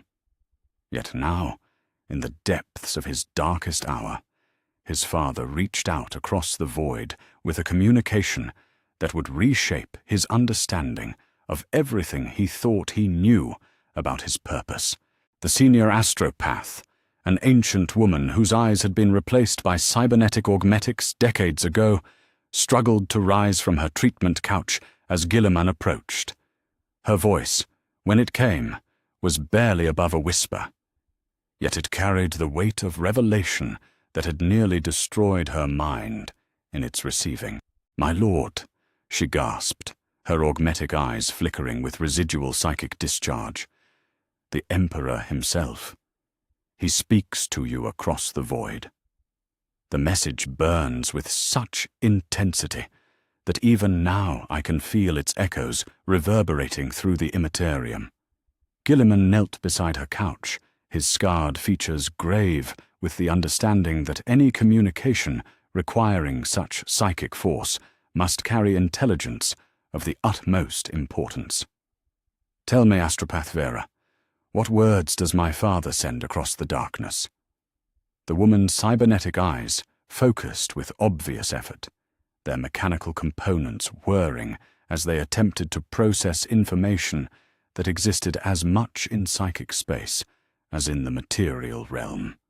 When she spoke, her voice took on harmonics that seemed to resonate with frequencies beyond normal human hearing, carrying within them the unmistakable psychic signature of the Emperor himself. "My son." The words came through her lips, though they originated from across the galaxy. "The hour has come for truths that I had hoped to carry to my grave. The rebellion of your brothers proceeds exactly as I foresaw it would. And now you must understand the purpose for which you were truly created." Guilliman felt his chest tighten as the implications of those words began to sink in. His father had foreseen the rebellion. The corruption that had claimed half the Primarchs had been anticipated from the very beginning. The revelation struck at the foundation of everything he had believed about the Great Crusade and the nature of their brotherhood. The astropath continued, her voice growing stronger as she channeled the Emperor's psychic might across the vast distances that separated Terra from Ultramar. "You alone among your brothers were created without compromise, without the genetic modifications that I was forced to introduce into the others. While they carry within their DNA the seeds of specific vulnerabilities, you embody the pure expression of my genetic legacy." The words that Guilliman had carried in secret for years were finally being spoken aloud by their architect, yet hearing them confirmed by the Emperor himself brought no relief, only a crushing sense of validation that felt like a weight settling upon his soul. He had been right about his unique nature, right about his brother's flawed design, right about the inevitable corruption that had consumed them. Yet that rightness came with a cost that threatened to break even his perfect spirit. The others were experiments. The Emperor's voice continued through the trembling astropath, each designed to test the boundaries of what enhanced human genetics could achieve. Some were granted increased aggression to serve as shock troops in the darkest campaigns. Others received psychic gifts that came with inherent instability. Still others were imbued with pride that could easily transform into the very corruption that now consumes them. Guilliman closed his eyes as the full scope of his father's design became clear. The Great Crusade had not simply been an expansion of human territory. It had been a vast experiment in applied genetics, with his brothers serving as test subjects for modifications that carried within them the seeds of their own destruction. They had all been tools in a design too vast and calculating for any of them to comprehend. Yet you, Robute, the transmission continued, its psychic weight growing heavier with each revelation. You were created as insurance against the failure of that experiment. Your genetics carry no modifications, no enhancements beyond the pure expression of my own DNA. You are what all of them might have been had I not been forced to introduce the variables that I knew would eventually consume them. The astropath's cybernetic eyes flickered with the strain of channeling such overwhelming psychic force. Yet she pressed on, her voice taking on the desperate urgency of someone delivering a message of ultimate importance. The rebellion that now tears the galaxy apart was always a possibility I had to prepare for. Each of your brothers carries within them the potential for the corruption that has now claimed them. Yet you alone remain untainted, because you alone were designed to be incorruptible. Guilliman felt something cold and terrible settling in his chest as the Emperor's purpose became clear. He was not simply a son among sons. He was the backup plan for when the primary experiment failed.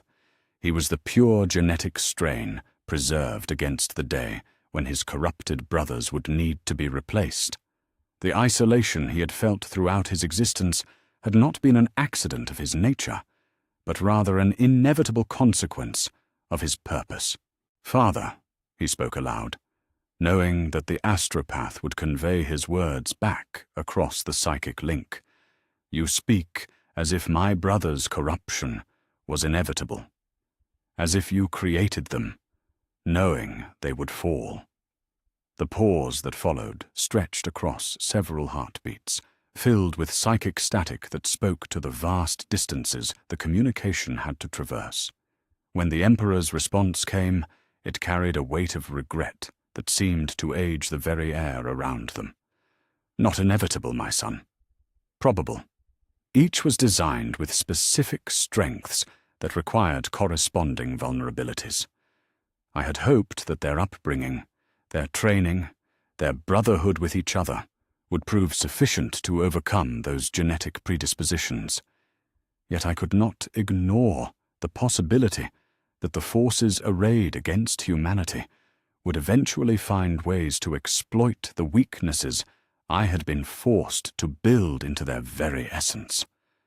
The admission struck Guilliman like a physical blow. His father had created his brothers knowing that their design made them vulnerable to corruption, had watched them struggle with the flaws built into their genetic structure, had observed their gradual fall to the very weaknesses that had been encoded into their DNA. The Emperor had been playing a game whose rules none of the players understood, sacrificing some pieces to preserve others in pursuit of objectives that transcended individual welfare. And now, the Emperor's voice continued with the weight of cosmic necessity. That possibility has become reality.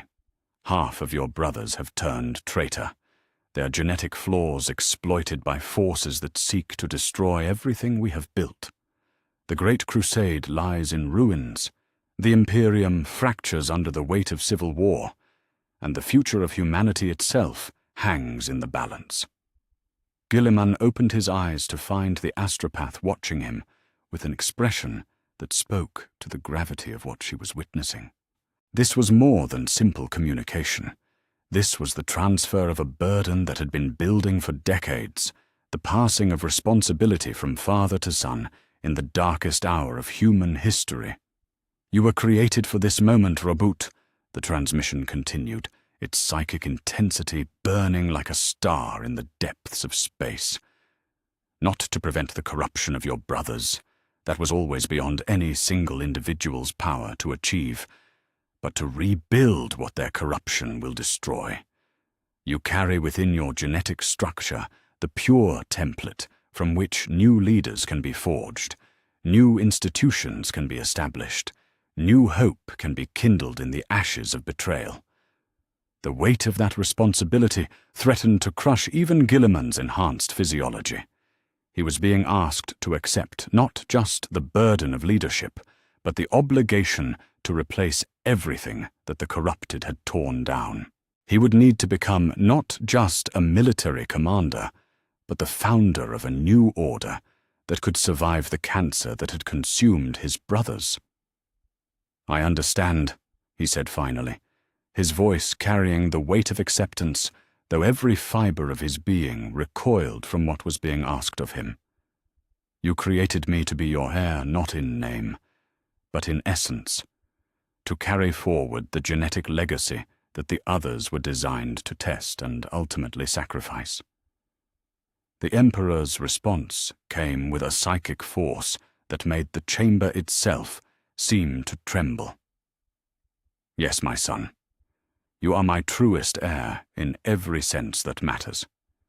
When this civil war finally burns itself out, when the corrupted have fallen to the very flaws that made their rebellion inevitable, you will be the one who must forge a new Imperium from whatever remains."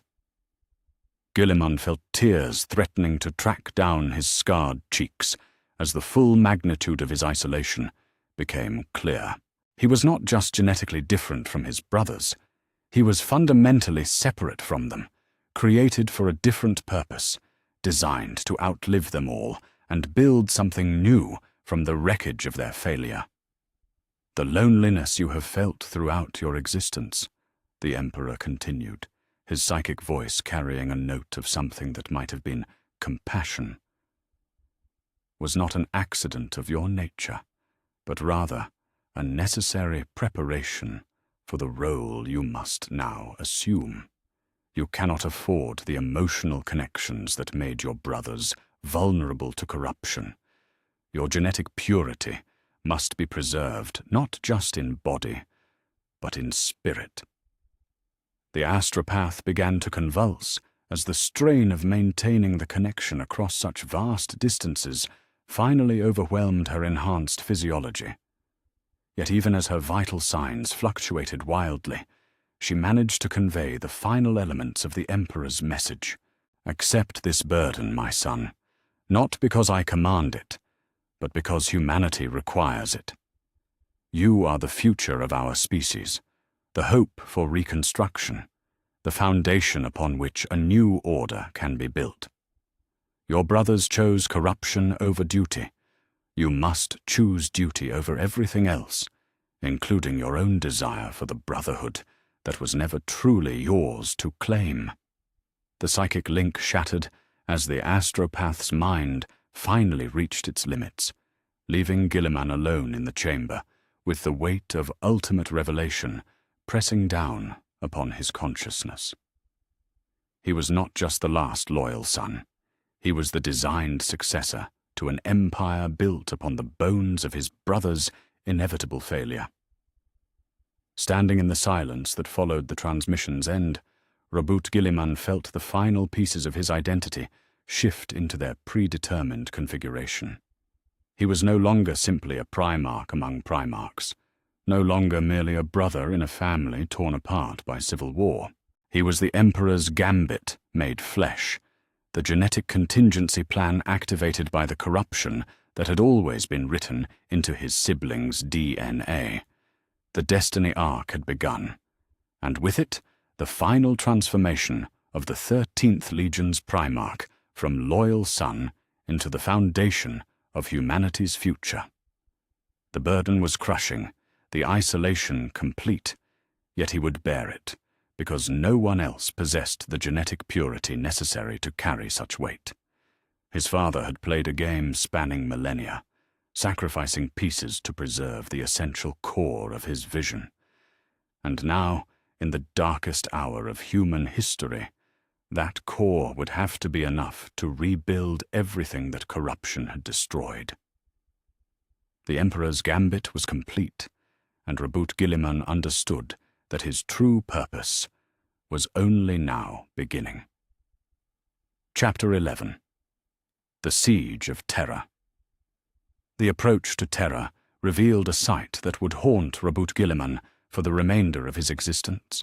The cradle world of humanity burned like a funeral pyre against the void, its orbital defenses shattered, its proud spires reduced to twisted metal that caught the light of a sun obscured by the smoke of 1 billion funeral pyres. The Ultramarines' fleet had crossed half the galaxy in their desperate race to reach the throne world, pushing their ships beyond all safe operational limits in a frantic attempt to arrive before the final catastrophe could unfold. Yet as they translated from the warp into the Sol system, it became immediately clear that they had arrived not as reinforcements, but as witnesses to aftermath. The Vox channels crackled with fragmentary transmissions that painted a picture of devastation almost beyond comprehension. The Siege of Terra had reached its climax and conclusion in the days before their arrival, brother fighting brother, in the very halls where the Great Crusade had been planned. Horus himself had fallen, his rebellion ending not in triumph, but in the destruction of everything he had claimed to fight for.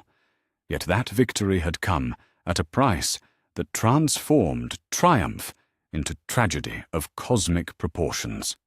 "My lord," came the voice of Chapter Master Gage from the command bridge of the Macragge's honor, his scarred features pale with shock as he processed the intelligence reports flooding in from across the system. "We're receiving confirmation from Imperial Fists positions throughout the inner system. The War Master is dead. The rebellion has been broken. But..." The pause that followed carried more weight than any words could have conveyed. Guilliman felt his chest tighten as he processed the implications of his subordinate's hesitation, understanding with terrible clarity what news must be coming. "The Emperor?" he asked, though he already dreaded the answer that would reshape the very foundations of human civilization. Gage's voice, when it came, carried the weight of ultimate finality. "Mortally wounded, my lord. He struck down Horus aboard the Vengeful Spirit. But the injuries he sustained, the reports suggest that only his psychic will keeps him anchored to life." The words fell upon Guilliman like the tolling of funeral bells, each syllable driving home the magnitude of what had been lost in the final confrontation between father and favored son. The Emperor, the master of mankind, the architect of human expansion across the galaxy, lay dying in the ruins of his greatest triumph. The Imperium had been preserved, yet its guiding light was being extinguished even as they spoke. The journey from the outer system to Terra's surface passed in a blur of desperate urgency as Guilliman's forces navigated through debris fields that had once been proud warships, past the broken remains of orbital installations that had been the envy of human engineering. Every sight that met their eyes spoke to the scale of destruction that had been unleashed in the final battle, yet none of it compared to the devastation that awaited them in the Imperial Palace itself. The throne room of the Master of Mankind had been transformed into something that resembled a field hospital, more than the seat of galactic power. Medici personnel moved with urgent efficiency around a massive golden throne that hummed with barely contained energies, their faces grave with the understanding that they were attempting to preserve not just a life, but the very soul of human civilization. Banks of life support equipment surrounded the throne like the altars of some technological cathedral, their displays painting urgent readouts in the dim light that filtered through the chamber's broken windows. Upon that throne, diminished yet somehow still magnificent, sat the broken form of the Emperor himself. His golden armor was rent in a dozen places, each wound weeping energies that seemed to exist in dimensions beyond normal comprehension. His face, once radiant with the power that had shaped the destiny of countless worlds, was pale with the effort of maintaining consciousness against injuries that would have killed any lesser being instantly. Yet his eyes, when they turned toward Guilliman's approach, still burned with the intensity of stars being born. "My son," the Emperor said, his voice barely above a whisper, yet carrying a psychic weight that made the very air seem to thicken around them. "You have come at last. Though not, I fear, in time to prevent what has already been set in motion." Guilliman knelt before the golden throne, his perfect features marked by grief that threatened to overwhelm even his enhanced emotional control. The sight of his father's broken form struck him with a pain more acute than any physical wound he had ever endured. Yet beneath that anguish lay a deeper understanding of what this moment represented. "Father," he said, his voice carefully controlled, yet unable to entirely mask the devastation that consumed him. "Tell me how this can be undone. Tell me how we can heal what has been broken."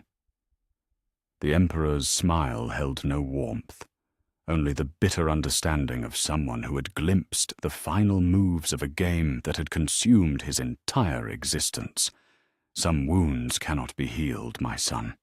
Some prices, once paid, cannot be refunded. Yet from destruction can come transformation. From ending can come new beginning." The dying Emperor raised one trembling hand, its flesh bearing the marks of energies that had been unleashed during his final confrontation with Horus.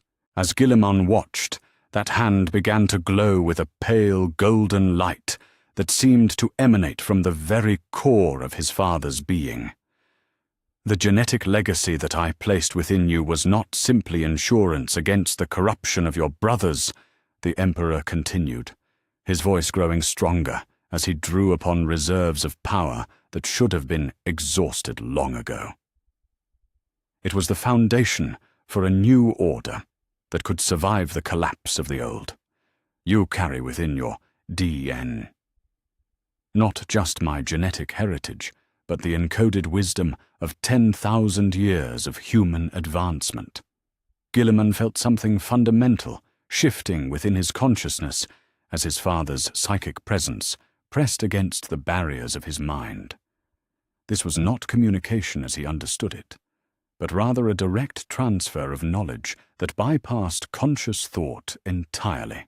Visions flashed through his awareness, the true history of humanity's expansion across the galaxy, the secret wars fought against entities that existed beyond normal comprehension, the careful genetic engineering that had been necessary to create beings capable of leading such a species. "The Imperium as it was is ending," the Emperor said, his words accompanied by a psychic download that filled Guilliman's perfect memory banks with tactical doctrines and administrative protocols that had never been committed to written record. "What emerges from its ashes will be shaped by the choices you make in the years to come. You are no longer simply my heir in genetics. You are my successor in fact."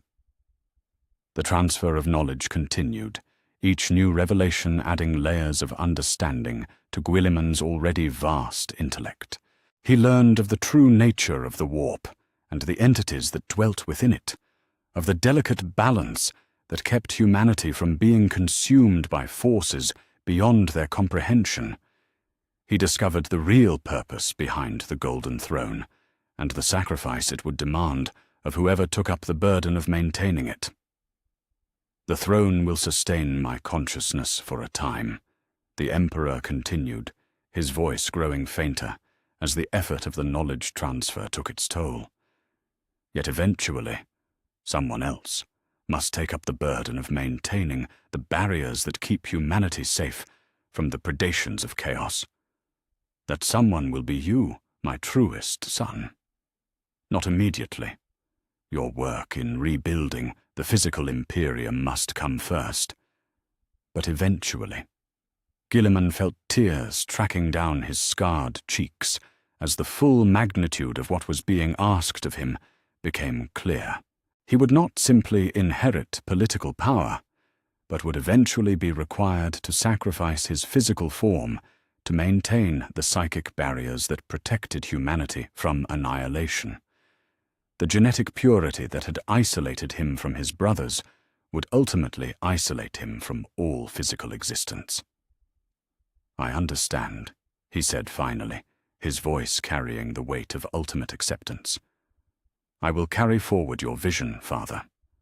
I will rebuild what has been broken, preserve what can be saved, and when the time comes, I will take up the burden that you have borne for so long." The Emperor's final smile carried a warmth that Guilliman had never seen before, as if only now, in the moment of ultimate transition, could his father allow himself to show genuine paternal affection rather than the calculated concern of a creator for his creation. "Then it is finished," the Emperor whispered, his form beginning to fade as his consciousness prepared for its imprisonment within the Golden Throne's mechanisms. "The experiment is complete, the contingency is activated, and the future is placed in hands pure enough to shape it wisely." As the Emperor's physical consciousness faded into the psychic matrix that would sustain it for millennia to come, Guilliman felt something fundamental change within himself. The genetic programs that had been dormant in his DNA activated, flooding his system with knowledge and capabilities that transformed him from merely enhanced human into something approaching the divine. He was no longer simply the 13th Primarch. He was the inheritor of the imperial legacy, the living embodiment of humanity's highest aspirations. The other Primarchs who had survived the siege approached the Golden Throne as the transfer was completed, their faces marked by grief and uncertainty.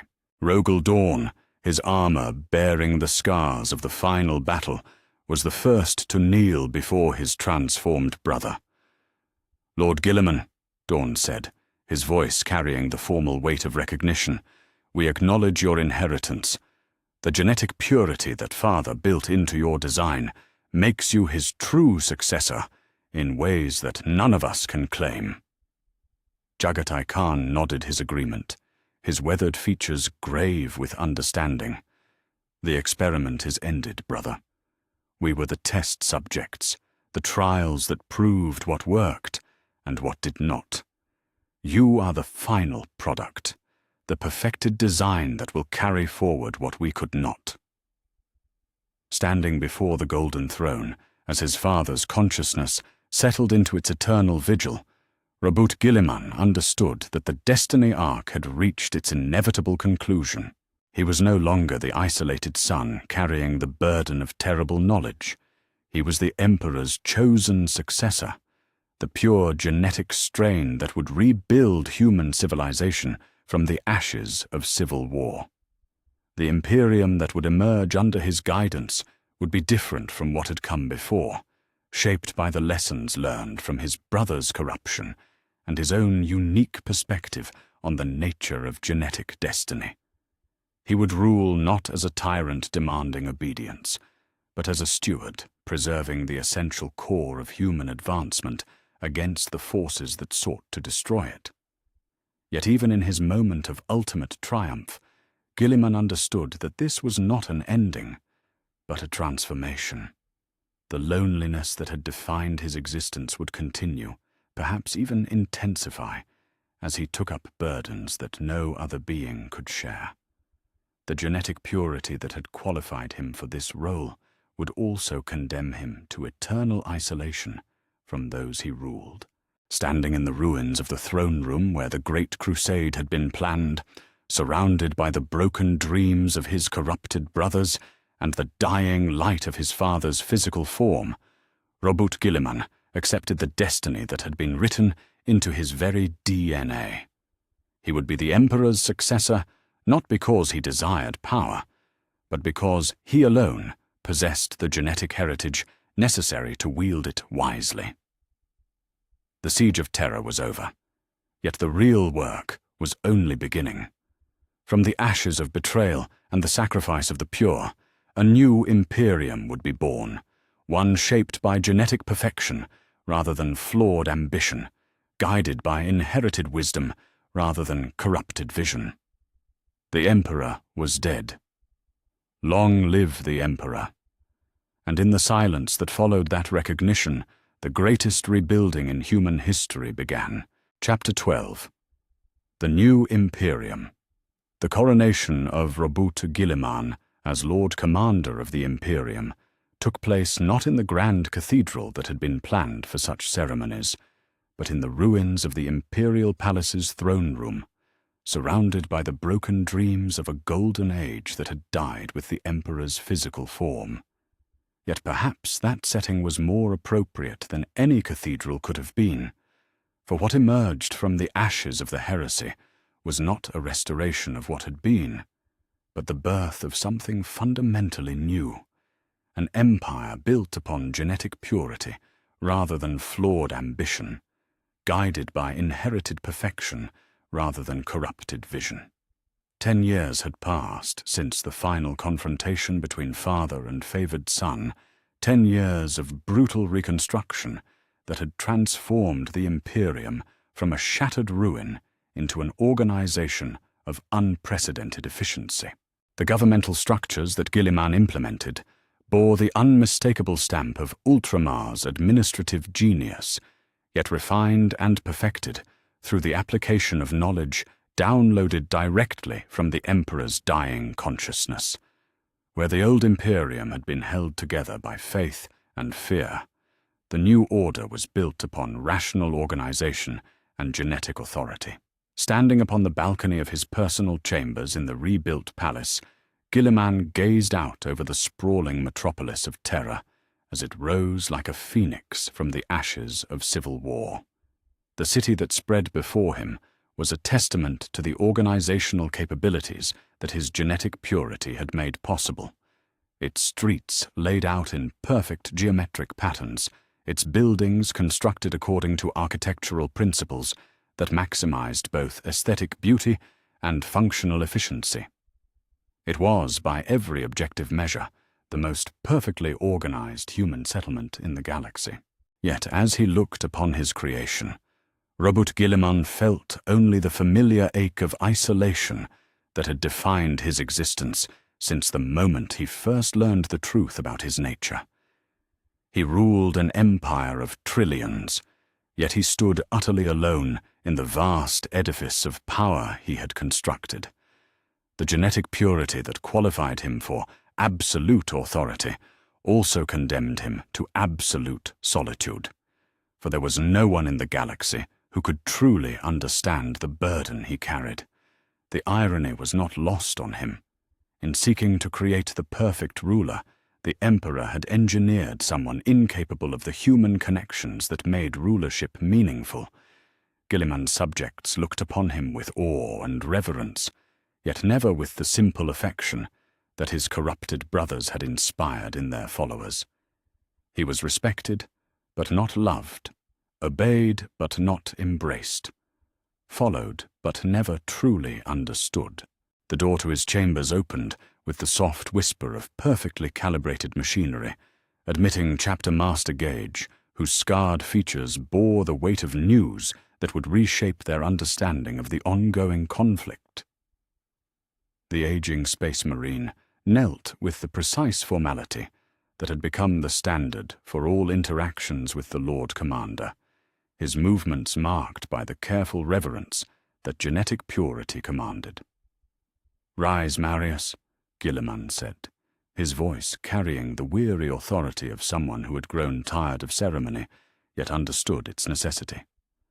"What news from the frontier campaigns?"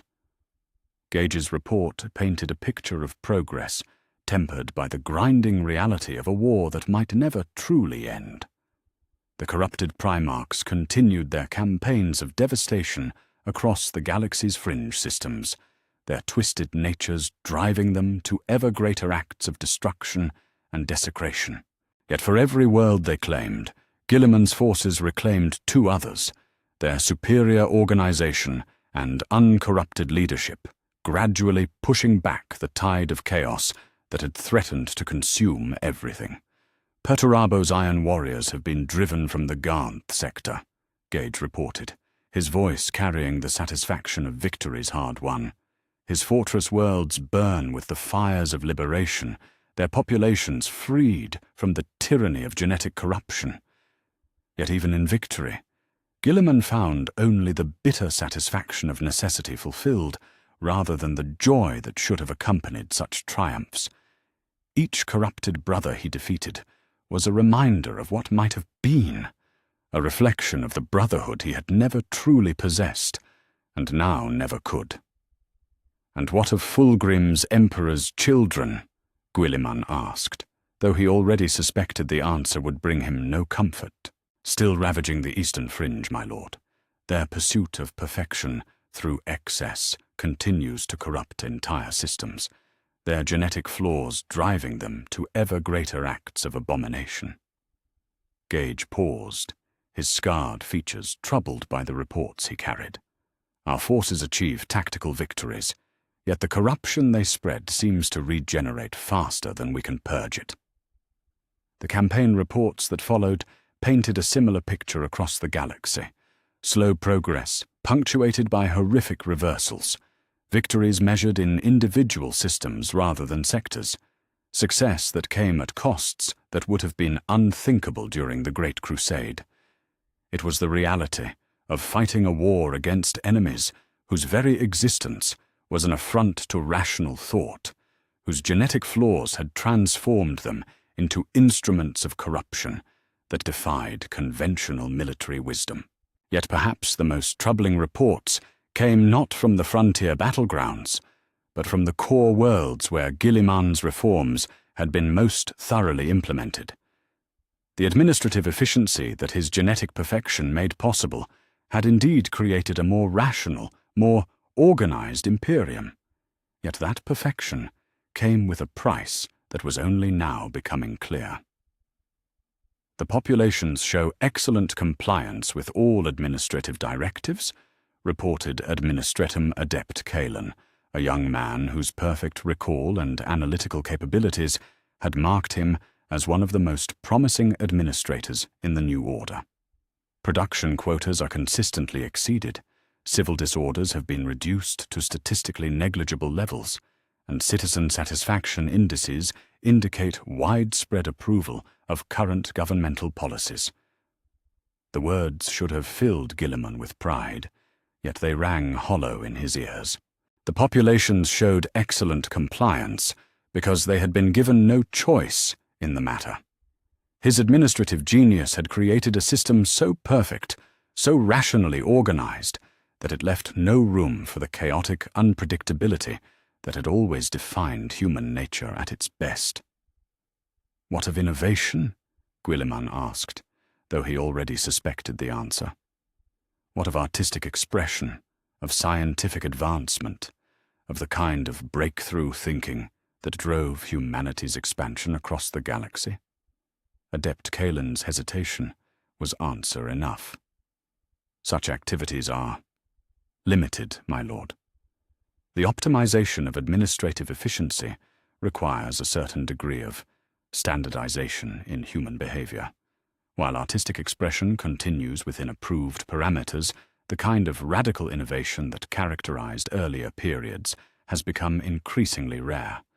There it was, the fundamental contradiction at the heart of his perfect Imperium. In creating a rational, organized empire that could resist the corruption that had claimed his brothers, Guilliman had also eliminated much of what made humanity worth preserving. His genetic purity had given him the clarity of vision necessary to build a perfect administrative machine. Yet that same purity had blinded him to the value of the beautiful, chaotic imperfection that defined human nature at its core. The realization struck him with crushing weight as he stood alone in his chambers after dismissing his subordinates. He had achieved everything his genetic design had intended.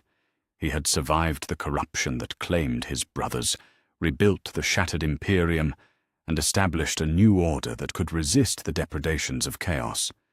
Yet in doing so, he had become something that was no longer truly human, ruling over a species that was slowly being perfected out of existence. The Emperor's gambit had succeeded beyond its architect's wildest dreams, yet that success came with a price that even the master of mankind might not have anticipated. The pure genetic strain that had been preserved against the day when corruption claimed the flawed had indeed proven sufficient to rebuild human civilization. Yet that civilization, shaped by genetic perfection rather than beautiful imperfection, was becoming something that bore little resemblance to the species it claimed to represent. In the depths of the palace's most secure vaults, Guilliman maintained a private collection of artifacts from the Great Crusade, personal effects of his brothers, recordings of their voices, holographic captures of moments when they had all stood together as a family. He visited that collection in the small hours when sleep eluded him, and the weight of absolute authority grew too heavy to bear. Tonight, as he had so many nights before, he stood before a holographic recording of the Ulanor triumph, watching his brothers celebrate Horus's elevation to War Master. In the flickering light of ancient technology, he could see them as they had been. Flawed, yes, but alive with a vibrancy that his perfect order could never replicate. They had possessed something that his genetic purity had never allowed him to experience: the capacity for genuine human connection, for brotherhood that transcended the artificial bonds of shared purpose. The recording showed Fulgrim laughing at something Ferrus Manus had said, his purple armor gleaming in the light of distant stars. It captured Magnus deep in conversation with Lorgar about the nature of divinity, their intellectual passion obvious even through the technological medium. It preserved Horus at the center of it all, golden and glorious and beloved, drawing loyalty and affection from every brother present. Yet Guilliman knew what he could see that the others could not, the subtle signs of the genetic flaws that would eventually consume them all. Fulgrim's laughter carried an undertone of the desperate need for perfection that would lead him to Slaanesh. Magnus's passion for knowledge burned with the hunger that would make him vulnerable to Tzeentch. Horus's golden charisma masked the need for approval that would transform him into the War Master's puppet. They had been doomed from the moment of their creation, their falls written into their very DNA by an emperor who had valued function over happiness, purpose over fulfillment.